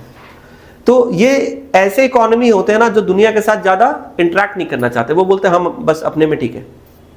समझ में आ रहा है? तो इस इकोनॉमी में जहां पर हाउस होल्ड है, जहां पर फर्म है, जहां पर गवर्नमेंट है, ये तीन सेक्टर जहां पर है, इसको बोलते हैं क्लोज्ड इकोनॉमी। क्योंकि ये इकोनॉमी में सब कुछ है, फर्म्स भी है, हाउस होल्ड भी है, गवर्नमेंट भी है, सब कुछ है, लेकिन ये इकोनॉमी बस अपने आप में ही चल रहा है। इनका बाकी दुनिया के साथ कोई खास लेना देना नहीं है, कोई संबंध नहीं है, कोई इकोनॉमिक ट्रांजैक्शंस नहीं है। इनको बोलते हैं क्लोज्ड इकोनॉमी। और जब आप अपने इकोनॉमी को ओपन कर देते हो, आप बोलते हो कि ठीक है अब हम लोग पूरे दुनिया के साथ व्यापार करेंगे, हम लोग दुनिया के साथ लेन देन करेंगे। अगर हमारे इकोनॉमी को किसी चीज की जरूरत है और वो हमारे पास नहीं है तो हम लोग दूसरे देश से इंपोर्ट करेंगे। अगर हमारे इकोनॉमी में कोई चीज एक्स्ट्रा है, सरप्लस है, तो हम लोग उसको एक्सपोर्ट करेंगे दूसरे कंट्रीज में। तो इस तरीके से जब आप अपने इकोनॉमी को ओपन अप कर देते हो, ब्रॉडर वे में सोचते हो, आप इंपोर्ट और एक्सपोर्ट करना चाहते हो, तो फिर आपके इकोनॉमी में एक और सेक्टर आ जाता है, उसको बोलते हैं रेस्ट ऑफ द वर्ल्ड। मतलब आपके इकोनॉमी के अलावा बाकी जितनी अदर इकोनॉमी है उन सबको आपने इंटीग्रेट कर लिया अपने साथ, और उनके साथ भी अब आपका लेन देन हो रहा है, ट्रांजैक्शन हो रहा है, इंपोर्ट एक्सपोर्ट हो रहा है बेसिकली। ठीक है, तो ये है आपका फोर्थ सेक्टर इकोनॉमी। लेकिन फोर्थ सेक्टर इकोनॉमी को समझने के पहले ये तो सबको समझ में आ गया ना, एक बार देख लो। अब यहां पर आते हैं इक्विलिब्रियम के बारे में। अब ध्यान से देखना, इसके पहले जो टू सेक्टर इकोनॉमी में हमने इक्विलिब्रियम पढ़ा था, तो इक्विलिब्रियम का इक्वेशन क्या था? Saving equal to investment. यानी कि ध्यान से देखना, यहां पर सेविंग पहले से था, ध्यान से देखो, सेविंग पहले से था, इन्वेस्टमेंट पहले से था। ये दो चीज तो पहले से था, टू सेक्टर इकोनॉमी में चल रहा था, सेविंग इक्वल टू इन्वेस्टमेंट हो जाएगा, इसका मतलब इक्विलिब्रियम कंप्लीट है। अब यहां पर दो और एक्स्ट्रा चीजें आ गई, टी प्लस जी। टी का मतलब क्या होता है? टैक्सेस, और जी का मतलब होता है गवर्नमेंट एक्सपेंडिचर्स। अब ध्यान से सुनना, गवर्नमेंट इकोनॉमी से क्या ले रही है? टैक्सेस। क्या ले रही है बोलो? टैक्सेस। तो जब गवर्नमेंट इकोनॉमी से टैक्सेस ले रही है, यानी हाउस होल्ड सेक्टर को भी टैक्स देना पड़ रहा है, फर्म को भी टैक्स देना पड़ रहा है, देना पड़ रहा है ना। तो कहीं ना कहीं इकोनॉमी में पैसा आ रहा है कि जा रहा है? बताओ, इकोनॉमी में पैसा आ रहा है कि इकोनॉमी से पैसा जा रहा है? बोलो, सोच के बताओ। गवर्नमेंट अगर इकोनॉमी से टैक्स ले रही है, फर्म से या हाउस होल्ड से टैक्स ले रही है, तो इकोनॉमी में जो पैसे का मूवमेंट चल रहा था उसमें से पैसे बाहर निकल रहे हैं, इकोनॉमी से पैसा जा रहा है या आ रहा है? जा रहा है। क्योंकि अगर टैक्स नहीं देना पड़ता तो वो पैसा इकोनॉमी के अंदर ही यूज होता। समझ में आ रहा है? अगर टैक्स नहीं देना पड़ता तो वो पैसा हाउस होल्ड सेक्टर या फर्म इकोनॉमी के अंदर ही यूज करते, या तो अपने गुड्स एंड सर्विसेज के कंजम्पशन के लिए यूज करते, या तो सेविंग करते। वो बात की बात है, पर इकोनॉमी में यूज होता। लेकिन गवर्नमेंट ने क्या किया? गवर्नमेंट ने पैसा खींच लिया टैक्स के नाम पे। तो जो पैसा सरकार ने इकोनॉमी से चूस लिया, खींच लिया टैक्स के नाम पे, हाउस होल्ड को बोला तुम भी टैक्स दो, फर्म को बोला तुम भी टैक्स दो, ये पैसा तो इकोनॉमी से बाहर चला गया ना, वो सर्कल का हिस्सा नहीं रहा। सर्कल का हिस्सा रहा क्या? नहीं रहा। ये क्या है? लीकेज है। वापस से वही हो गया कि पैसा इकोनॉमी से बाहर निकल गया, लीकेज। तो ये लीकेज जो है इसको बोलते हैं टैक्स। टैक्स एक तरह का लीकेज है, तो इसको लीकेज के साथ ऐड कर दो। पहले वाला लीकेज क्या था? बोलो, सेविंग। और एक लीकेज ऐड कर दो, टैक्स। यानी कि टैक्स से पैसा बाहर निकल रहा है इकोनॉमी का, यानी उस सर्कल से बाहर निकल जा रहा है। लेकिन हां, ऐसा नहीं कि सिर्फ बाहर निकल रहा है, बाद में सरकार भी तो वो पैसा जो टैक्स के फॉर्म में ले रही है, वापस वो पैसा इकोनॉमी पे ही तो खर्चा करती है सरकार। एक चीज समझो, गवर्नमेंट जो कलेक्शन कर रही है टैक्सेस का, उससे वो क्या कर रही है? डायरेक्टली और इनडायरेक्टली वो उस पैसे को इकोनॉमी और सोसाइटी के लिए ही यूज कर रही है। सब्सिडी दे रही है, अलग अलग गुड्स एंड सर्विसेज के लिए परचेस कर रही है, या किसी को फैक्टर या ट्रांसफर पेमेंट कर रही है, कुछ भी कर रही है। घूम फिर के वो पैसा सरकार वापस से डाल दे रही है इकोनॉमी में, यानी कि गवर्नमेंट एक्सपेंडिचर। तो गवर्नमेंट अलग अलग पर्पसेस के लिए एक्सपेंडिचर कर रही है, अलग अलग चीजों के लिए खर्चा कर रही है, और ये जितने भी गवर्नमेंट एक्सपेंडिचर करते हैं, घूम के पैसा वापस किधर चला जाता है? इकोनॉमी में चला जाता है। तो वापस से ये क्या है? एक तरीके का इंजेक्शन। इंजेक्शन मतलब जो पैसा इकोनॉमी से बाहर निकल गया था, वापस से वो पैसा इकोनॉमी में चला गया। तो इसीलिए इसको क्या करो? इंजेक्शन के साथ ऐड कर दो। जैसे इन्वेस्टमेंट एक इंजेक्शन था, वो एक और इंजेक्शन आ गया। समझ में आया? लास्ट, अब एक छोटा सा और सेक्शन है, ठीक है, फोर्थ सेक्टर इकोनॉमी। हेडिंग दे देते इसका, फोर सेक्टर्स इकोनॉमी। इसको हम लोग ओपन इकोनॉमी भी बोलते हैं। ओपन इकोनॉमी का मतलब अब आपने अपने इकोनॉमी को पूरे दुनिया के लिए ओपन कर दिया, पूरे दुनिया के लिए आपने खोल दिया है कि अब हम लोग पूरे दुनिया के साथ व्यापार करेंगे। अगर हमें किसी चीज की जरूरत है, हम लोग किसी दूसरे कंट्री से ले लेंगे, दूसरे इकोनॉमी से इंपोर्ट कर लेंगे। अगर हमारे पास कोई चीज ज्यादा है, किसी दूसरे इकोनॉमी में कम है, तो उसको एक्सपोर्ट भी कर देंगे। तो पहले वाला जो डायग्राम था वो एज इट इज है। देखो यहां तक हम लोगों ने ऑलरेडी पढ़ लिया। देखो ये सारा वही डायग्राम है, पूरा का पूरा दिख रहा है। अब मैं, क्योंकि एक स्क्रीन पे अब आ नहीं पाएगा, तो अब मैं इसको थोड़ा सा ऐसे डाउन कर रहा हूं। अब यहां पर एक और पार्ट आ गया इकोनॉमी का, रेस्ट ऑफ द वर्ल्ड, यानी fourth sector of the economy, fourth player of the economy. इसको भी मैंने इंक्लूड कर दिया। एग्जाम पॉइंट ऑफ व्यू से ज्यादा इंपॉर्टेंट नहीं है, ज्यादा इसमें डिस्कशन नहीं करेंगे, बस समझने के लिए समझ लो। तो रेस्ट ऑफ द वर्ल्ड का मतलब आपकी इकोनॉमी के अलावा दुनिया में जितनी भी अदर इकोनॉमी है, जो भी कंट्री है, वो सब रेस्ट ऑफ द वर्ल्ड। उसको मिला के हम लोग सिंगल फ्रेज में बोलते हैं रेस्ट ऑफ द वर्ल्ड। तो रेस्ट ऑफ द वर्ल्ड, अब आप ध्यान से देखो, rest of the world, house hold क्या करता है? रेस्ट ऑफ द वर्ल्ड से कैसे इंटरेक्ट करता है? हाउस होल्ड सेक्टर जो है, हाउस होल्ड सेक्टर, वो रेस्ट ऑफ द वर्ल्ड से कैसे इंटरेक्ट करता है? तुम देखो तो, house hold rest of the world को पेमेंट करता है, किसके लिए? इंपोर्ट के लिए।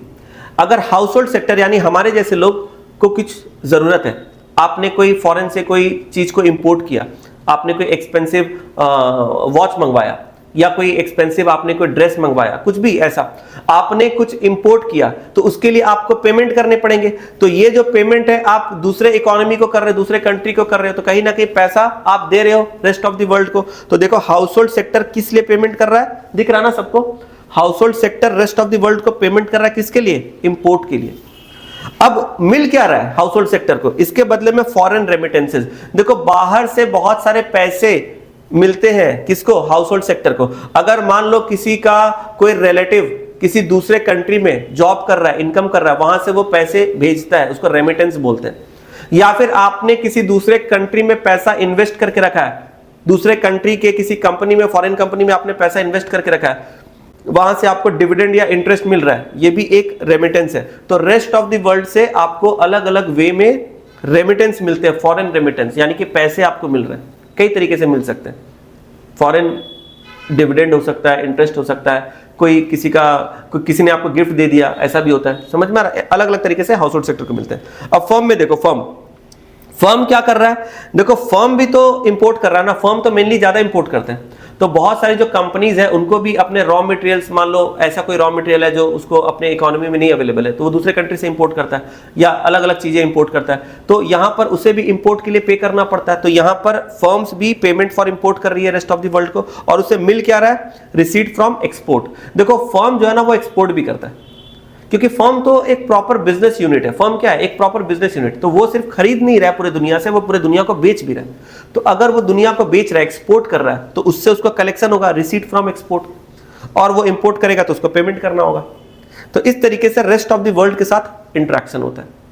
समझ में आ रहा है। अब यहां पर इक्विलिब्रियम कैसे होगा, देखो इसका इक्विलिब्रियम ध्यान से देखना।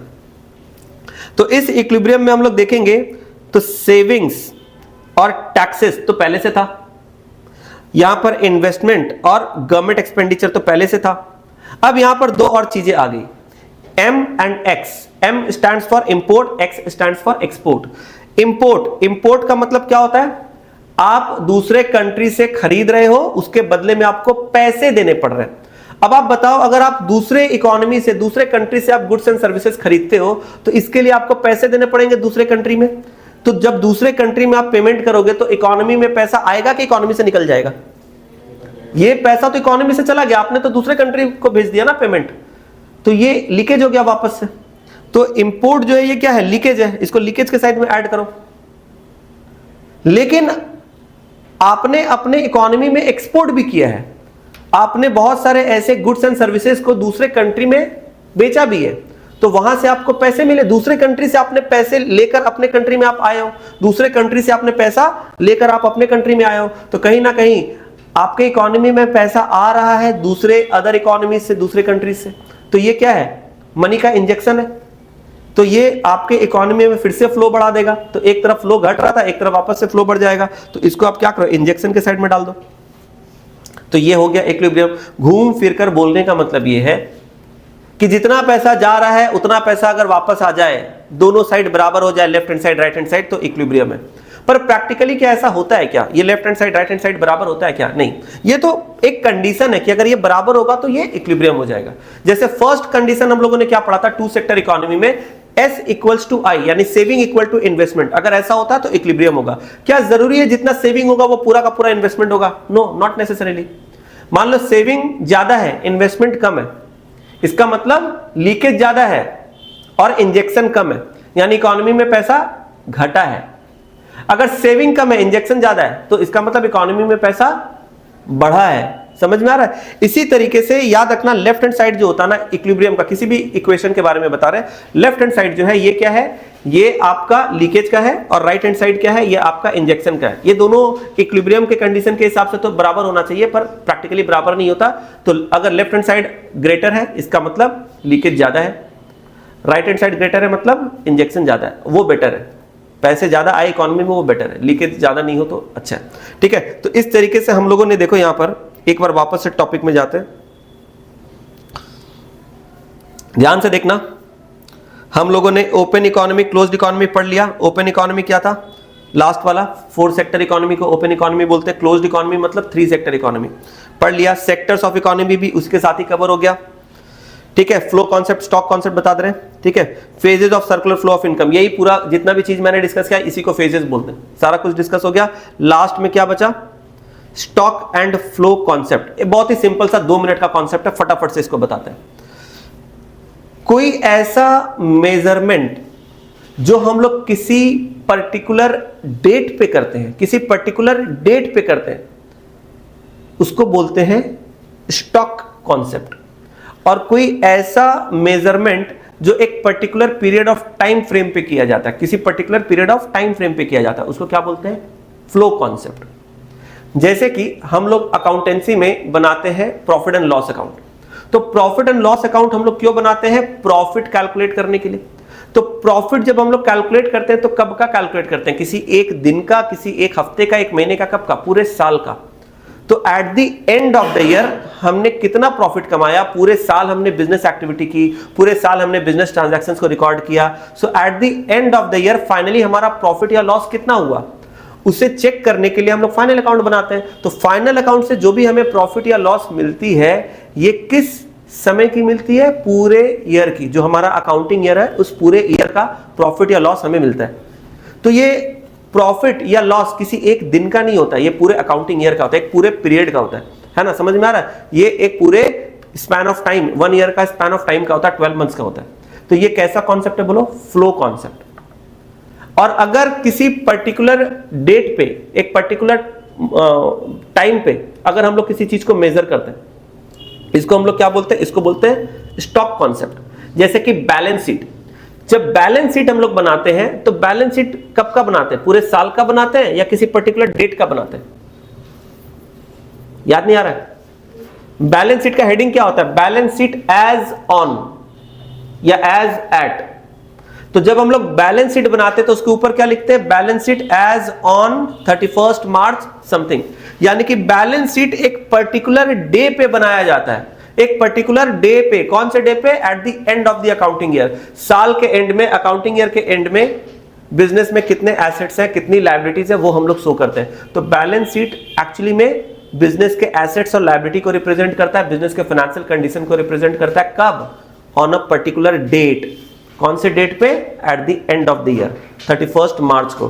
तो साल के आखिर में 31 मार्च को, ईयर एंडिंग के डेट में बिजनेस की फाइनेंशियल पोजीशन कैसी है, एसेट्स और लायबिलिटी बिजनेस में कितने हैं, ये हम लोग बैलेंस शीट में देखते हैं। और बैलेंस शीट एक पर्टिकुलर डेट पे बनता है, इसलिए बैलेंस शीट का जो मेजरमेंट है, मान लो, इसको हम लोग क्या बोल सकते हैं, स्टॉक कॉन्सेप्ट। जबकि प्रॉफिट एंड लॉस अकाउंट या ट्रेडिंग अकाउंट जब हम लोग बनाते हैं तो उसमें हेडिंग में क्या लिखते हैं, profit and loss account for the year ended लिखते हैं, एज ऑन नहीं लिखते। याद आ रहा है, ट्रेडिंग पीएल में हम लोग क्या लिखते हैं, फॉर द ईयर एंडेड। यानी कि ट्रेडिंग और पीएल जो बना रहे हैं वो पूरे साल का बना रहे हैं, फॉर द ईयर एंडेड। और बैलेंस शीट में क्या लिखते हैं, बैलेंस शीट एज ऑन या एज एट, यानी वो एक दिन का बन रहा है। तो कोई भी ऐसा कैलकुलेशन जो पूरे एक पीरियड का है, जैसे कि नेशनल इनकम, तो अब किसी कंट्री का नेशनल इनकम जब हम लोग कैलकुलेट करते हैं तो पूरे साल का करते हैं। इसको हम लोग क्या कॉन्सेप्ट बोलेंगे, बोलो, फ्लो या स्टॉक, फ्लो कॉन्सेप्ट। समझ में आ रहा है। इसी तरीके से अगर हमें टेम्परेचर चेक करना है, आज के दिन का टेम्परेचर कितना है, तो आज का टेम्परेचर क्या है, ये एक तरह का स्टॉक है। समझ में आ रहा है। तो कोई भी चीज जो पर्टिकुलर टाइम पे हम लोग स्पेसिफिक टाइम पे कैलकुलेट करें, किसी पर्टिकुलर डे पे कैलकुलेट कर रहे हैं, वो स्टॉक है। जब किसी एक over the period of time हम लोग जब किसी चीज को मेजर करते हैं तो उसको क्या बोलते हैं, फ्लो कॉन्सेप्ट। तो ये शॉर्ट क्वेश्चंस में कभी कभी पूछा जाता है, ठीक है। चलो, टॉपिक हमारे सारे हो गए। अब एक चीज थोड़ा सा मैं फटाफट से नोट्स दिखा देता हूं, आपको इसको पढ़ना है घर पे। जिसके पास जो भी बुक है उससे पढ़ना है, ये नोट्स मैं आपको प्रोवाइड कर दूंगा, ठीक है। फिलहाल आपके पास जो दूसरे बुक है आप उसको भी रेफर करो। सेम चीजें अलग अलग ऑथर अपने अपने तरीके से लिखते हैं। तो देखो, सर्कुलर फ्लो ऑफ इनकम, यहां पर मैं फटाफट से फास्ट रीडिंग दे रहा हूं। अगले 10 मिनट में ये सारे चीजों को मैं आपको रीड करके समझा दूंगा, बस आप ध्यान से अब सुनो। दिख रहा है आपको, ध्यान से देखो क्या लिखा है। The unlimited and recurring wants of human being have made the production process a continuous process. Human being के अनलिमिटेड और रेकरिंग वांट के वजह से प्रोडक्शन प्रोसेस एक कंटिन्यूअस प्रोसेस है, क्योंकि लगातार ह्यूमन वांट चलते रहते हैं तो प्रोडक्शन भी लगातार चलता रहता है। In this process different factors of production, land, labour, capital and enterprise are combined together for production of goods and services. यानी प्रोडक्शन के लिए हमें सारे फैक्टर ऑफ प्रोडक्शन को कंबाइन करना पड़ता है। Firms produce goods and services with collective efforts of factor of production supplied by the household sector। यानी कि जो फर्म्स है वो गुड्स एंड सर्विस प्रोड्यूस करते हैं कैसे? By collective effort of factor of production supplied by कौन? Supplied by the household sector. तो जो भी goods and services firm produce करती है इसके लिए फैक्टर ऑफ प्रोडक्शन का कलेक्टिव एफर्ट लगता है और ये हमें हाउसहोल्ड सेक्टर से मिलता है। फर्म्स, ध्यान से देखना, एक एक लाइन इंपॉर्टेंट है। Firm makes payment to the factor of production in the form of rent, wages, interest and profit known as factor income. यानी फर्म पेमेंट करता है, किसको पेमेंट करता है? फैक्टर ओनर को। किस चीज के लिए पेमेंट करता है? फॉर फैक्टर ऑफ प्रोडक्शन, जिसे हम लोग नाम देते हैं rent, wages, interest and profit. ये सारा चीज अभी हम लोग बातचीत कर चुके हैं, ठीक है। आगे क्या बोला जा रहा है देखो, household sector spends this money on the purchase of goods and services provided by the firms। household sector क्या करता है? इस मनी को जो कि उसने कमाया फर्म से, उसको वो स्पेंड करता है अलग अलग गुड्स एंड सर्विसेज के ऊपर। Thus income flows first from firms to household in the form of factor payment and then from household to the firm in the form of consumption expenditure। ये important है। Firm जो है ये जो income है पहले फर्म से household के पास आता है इन the form of factor payment और वापस हाउसहोल्ड से फर्म के पास चला जाता है इन the form of consumption expenditure. यानी कि जो हाउसहोल्ड है वो कंजम्पशन एक्सपेंडिचर करता है, गुड्स एंड सर्विस खरीदता है, इसके वजह से वापस पैसा फर्म के पास लौट के चला जाता है। Such a flow of money is known as circular flow of income. इसी को हम लोग बोलते हैं सर्कुलर फ्लो ऑफ इनकम। कहानी खत्म। यही चीज हम लोग कहानी की है इतने देर में। अब इसी को यहां पर वापस से meaning of circular flow of income बोला, पढ़ लेना, रीड नहीं करना, ठीक है। बच्चे लोग की तरफ लाइन पढ़ा के तो फायदा नहीं है, समझा दिए, वही सारा चीज यहां लिखा हुआ है। Phases of circular flow of income. Phases कितने होते हैं? फेजेस का मतलब होता है स्टेजेस। तो ये जो पूरा का पूरा सर्कुलर फ्लो ऑफ इनकम है ये कई अलग अलग स्टेजेस में जाके कंप्लीट होता है। तो सबसे पहला स्टेज, फर्स्ट स्टेज क्या है देखो, एक को बोलते हैं जनरेशन फेज, मतलब जब इनकम जनरेट हो रही है। क्या है देखो, इन दिस फेज, ध्यान से देखना, in this phase firm produce goods and services with the help of factor services. Firm जो है वो गुड्स सर्विस प्रोड्यूस करता है कैसे? With the help of factor service. Factor service मतलब factor of production. In the production process it's distributed among, यहां पर लग रहा कुछ मिस हो गया, ठीक है, यहां पर कुछ मिस हो गया, हाँ ठीक है, जो भी है ठीक है। चलो, तो यहां पर समझ में आया। सबसे पहला क्या? Generation phase. जनरेशन फेज मतलब हम लोग गुड्स एंड सर्विस को प्रोड्यूस कर रहे हैं। इसके बाद आता है next phase, distribution phase. Distribution phase में क्या बोल रहा है? This phase involves flow of factor income.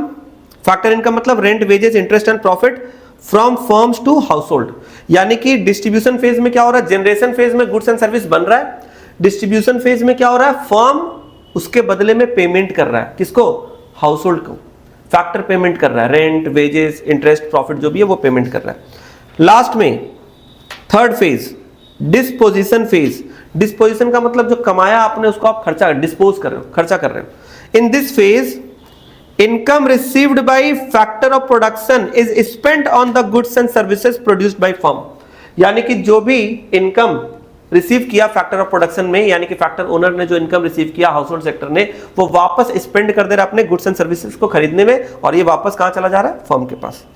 इसके बाद क्या है? In this way income generated in the production unit reaches back to the production unit and makes the circular flow complete.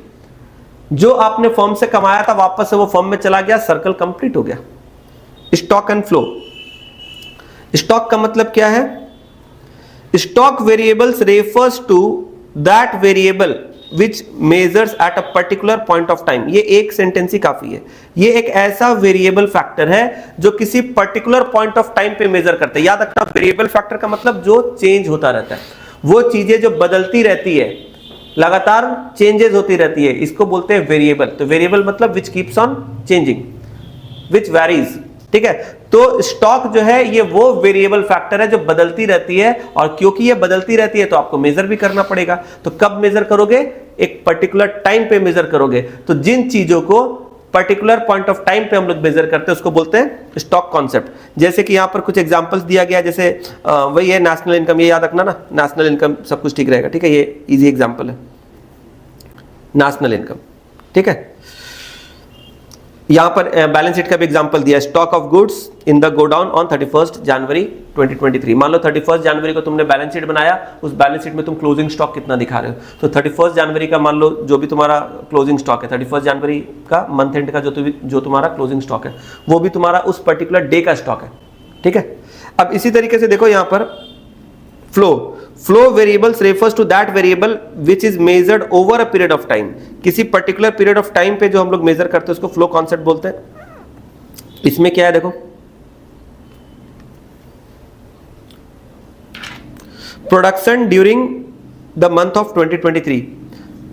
जनवरी के महीने में आपने टोटल कितना प्रोडक्शन किया, तो जनवरी के महीने में टोटल कितना प्रोडक्शन किया, किसी एक दिन का प्रोडक्शन नहीं है, पूरे मंथ का, एक over a period of time how many units you have produced during the month of January. तो ये क्या है, एक फ्लो कॉन्सेप्ट है। इसी को डायग्राम वायग्राम बना के दिखाया है, इसी का डिफरेंस यहां पर है, तो डिफरेंस पढ़ लेना, बहुत ही सिंपल है, ठीक है। मैं इसको पढ़ा नहीं रहा हूं क्योंकि मेरे ख्याल से ऑलरेडी काफी स्टूडेंट्स को नींद आ रहा है, बहुत ही हेवी लग रहा है, ठीक है। लेकिन मेरे ख्याल से बहुत ही सिंपल है, कॉन्सेप्चुअल रहेगा ना तो मैं खुद ही पढ़ा दूंगा, तुम्हें बोलने की जरूरत नहीं पड़ेगी। जहां जरा सा भी कॉम्प्लेक्सिटी है, जहां भी कहीं कंफ्यूजन होगा, मैं खुद ही उसको समझा दूंगा, पढ़ा दूंगा। मेरे ख्याल से ये बहुत ही सिंपल छोटे छोटे से पॉइंट्स है, आप पढ़ो, आपको समझ में आ जाएगा। इसके बाद टाइप ऑफ सर्कुलर फ्लो, कितने टाइप का फ्लो होता है ये हम लोग ऑलरेडी डिस्कस कर चुके हैं। Real flow, money flow. Real flow का मतलब क्या होता है, नॉन मॉनेटरी, ठीक है। देखो नीचे लिखा हुआ है, it is also known as physical flow, ठीक है, दिख रहा है। रियल फ्लो में there is only exchange of goods and services between the two sectors without involvement of any money. यानी मनी के इन्वॉल्वमेंट के बिना यहां पर सिर्फ गुड्स एंड सर्विसेज का एक्सचेंज हो रहा है, यानी यहां कोई पैसे का, मनी का कोई इन्वॉल्वमेंट नहीं है। समझ में आ रहा है? तो ये इसको हम लोग रियल फ्लो या फिजिकल फ्लो बोलते हैं। उसी को और भी ज्यादा यहां पर लंबे चौड़े तरीके से बड़ा चढ़ा के लिखा है, पढ़ लेना नोट्स में। अगेन मनी फ्लो, मैं एकदम की पॉइंट्स को हाईलाइट कर रहा हूं, ठीक है। It is also known as nominal flow, it involves exchange of money between the two sectors. तो ये जो है ये की पॉइंट्स है, पढ़ना सारा कुछ है, ठीक है। ये नहीं कि मतलब ये वो एरियाज है जो मेन तुम्हें याद रखना है, जो हर एक चीज का जो क्रक्स होता है ना, मेन जो की पॉइंट्स होते हैं वो मैं यहाँ पर हाईलाइट कर रहा हूँ। बट डेफिनेटली आपको ये पूरा पढ़ना है। ये नोट्स आपको मिल जाएंगे अगर अभी तक नहीं मिले हैं तो, और ये नोट्स ऑब्वियसली बहुत ही ब्रीफ और कंसाइज फॉर्म में है, आपके बुक की तरह आपको बर्डनसम फील नहीं होगा, ठीक है। तो आपके लिए आसान रहेगा। ये नोट्स कहाँ से बनाए सर? ये नोट्स मेरे खुद के दिमाग का क्रिएटिविटी नहीं है, अलग अलग ऑथर्स से अलग अलग माल मटेरियल लेके मैंने इसको यहाँ पर चेप दिया। समझ में आ रहा है? So it is nothing created by me, it's a compilation of content from different books of different renowned authors. तो ये आपके लिए बिल्कुल सही है। स्टॉक और फ्लो, ये जो एक्चुअली में ना यहाँ हेडिंग गलत हो गया है, ये स्टॉक और फ्लो नहीं होना चाहिए। ये देखो क्या है, difference between real flow and money flow. तो यहाँ पर क्या होना चाहिए, रियल फ्लो और मनी फ्लो होना चाहिए था हेडिंग, ठीक है। ये होना चाहिए था रियल फ्लो, ये होना चाहिए था मनी फ्लो। बेसिकली ये थोड़ा सा एरर है, ठीक है, ये गलत है। चलो, 4 sectors economy, 4 sectors of the economy. Economy के 4 सेक्टर कौन कौन से होते हैं, सिर्फ नाम देख लो।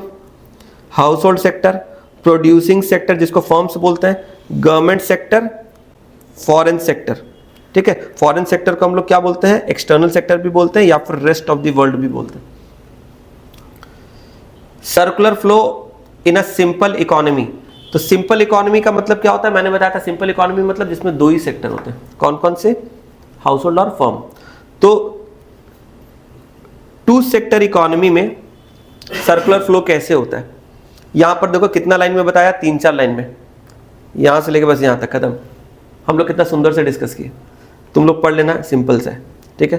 Closed economy, open economy, already हम लोग पढ़ चुके, क्या होता है closed economy, open economy. Closed economy मतलब 3 सेक्टर जिसमें सिर्फ गवर्नमेंट है, रेस्ट ऑफ द वर्ल्ड नहीं है। ओपन मतलब जिसमें रेस्ट ऑफ द वर्ल्ड भी आ जाएगा। तो ये सिंपल पढ़ लेना, ठीक है, समझ आ रहा है।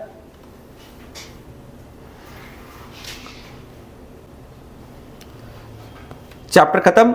Last conclusion of circular flow in a simple economy. Simple economy में सर्कुलर फ्लो जो हमने पढ़ा, इसका फाइनल कंक्लूजन क्या है? तो फाइनल कंक्लूजन देख लेते क्या है, क्या बोल रहा है देखो। ये 2 सेक्टर इकोनॉमी का, ठीक है, ध्यान देना। In a 2 sector economy the following conclusions can be drawn. Total production of goods and services by the firm is equal to total consumption of goods and services by household. ये कौन से sector का बात कर रहा है जिसमें savings वगैरह नहीं है? तो अगर इकोनॉमी बहुत ही सिंपल इकोनॉमी है, सिर्फ हाउस होल्ड और फर्म है, तो यहां पर हम लोग ये अज्यूम करते हैं कि टोटल प्रोडक्शन जितना किया फर्म ने, it is equal to total consumption of goods and services by household. यानी फर्म ने जितना प्रोडक्शन किया, हाउस होल्ड ने पूरा कंज्यूम कर लिया। Production by firm is equal to consumption by household. ये है फर्स्ट कंक्लूजन। सेकंड कंक्लूजन क्या है? Factor payment by firm equals to factor income of household. Simple सा बात है। Factor payment by firm, firm ने जो factor payment किया equals to factor income by household, वो हाउस होल्ड का फैक्टर इनकम है। कोई सेंस है इस बात का? ऐसा मीम आता ना, कोई लॉजिक है इस बात का? देखिए तुम लोग मीम देखते हो? मीम नहीं देखते हो? चलो थर्ड देखो, consumption expenditure bye household factor income of household. यानी कि हाउस होल्ड ने जितना भी फैक्टर इनकम कमाया, हाउस होल्ड ने जितना भी फैक्टर इनकम कमाया, उस पूरे को उसने अपने कंजम्पशन एक्सपेंडिचर में खर्च कर दिया, कुछ बचाया नहीं, कोई सेविंग नहीं किया। तो consumption expenditure is equal to factor income. Last point, real flow in the form of factor service and final goods and services equal to money flow between firm and household. बोल रहा है कि जो भी real flow है goods and services का, final goods and services का जो रियल फ्लो है, यानी कि नॉन मॉनेटरी फ्लो है, वो हमेशा मॉनेटरी फ्लो के बराबर होगा। वो तो हम लोग देख रहे हैं ना, एक ही सर्कल तो चल रहा है पूरे इकोनॉमी में, एक मॉनेटरी फॉर्म में चल रहा है, एक नॉन मॉनेटरी फॉर्म में चल रहा है। हम लोगों ने डायग्राम में ऑलरेडी देख लिया। तो 4 कंक्लूजन है। तो बाई चांस अगर एक एग्जाम में आ जाए, क्योंकि ये सीबीएसई में पूछा हुआ है, ठीक है, कि what conclusions you can draw from the study of 2 sector economy और सिंपल इकोनॉमी। तो ये इसमें से तुम लिख सकते हो, ज़्यादा नहीं, 2 मार्क का अगर आ सकता है, ठीक है। तो इसको पढ़ लो। इसके अलावा कुछ और भी छोटे छोटे क्वेश्चंस है, ये भी तुम्हारे बुक से लिए गए हैं, ठीक है। तो छोटा सा सिंपल सा नोट्स, पता नहीं कितने पेज का है, देखो इसमें पेज नंबर नहीं दिया हुआ, ठीक है, जो भी 7-8 पेज का होगा, ठीक है। तो ये अगर तुम्हें नहीं मिला मैं शेयर कर दूंगा ये नोट्स। और जिसके पास फिलहाल ये नोट्स नहीं है, आपके पास जो भी बुक है, जिस भी ऑथर का, आप उससे भी पढ़ो। पूरा का पूरा चैप्टर हमने जो आज स्टार्ट किया, इसको आज ही हमने क्या किया, समाप्त भी कर दिया पूरे डिटेल में स्टोरी के साथ। किसी को कुछ पूछना है? मेरे ख्याल से सबको समझ में आ गया होगा। जो भी स्टूडेंट वर्चुअल मोड पे इस लेक्चर को अटेंड कर रहे हो, मैं 100% श्योर हूँ कि आपको नींद आ गई होगी। अगर जागे हो तो इसे घर पे रिवीजन ज़रूर कर लेना। Thank you so much, bye bye, take care.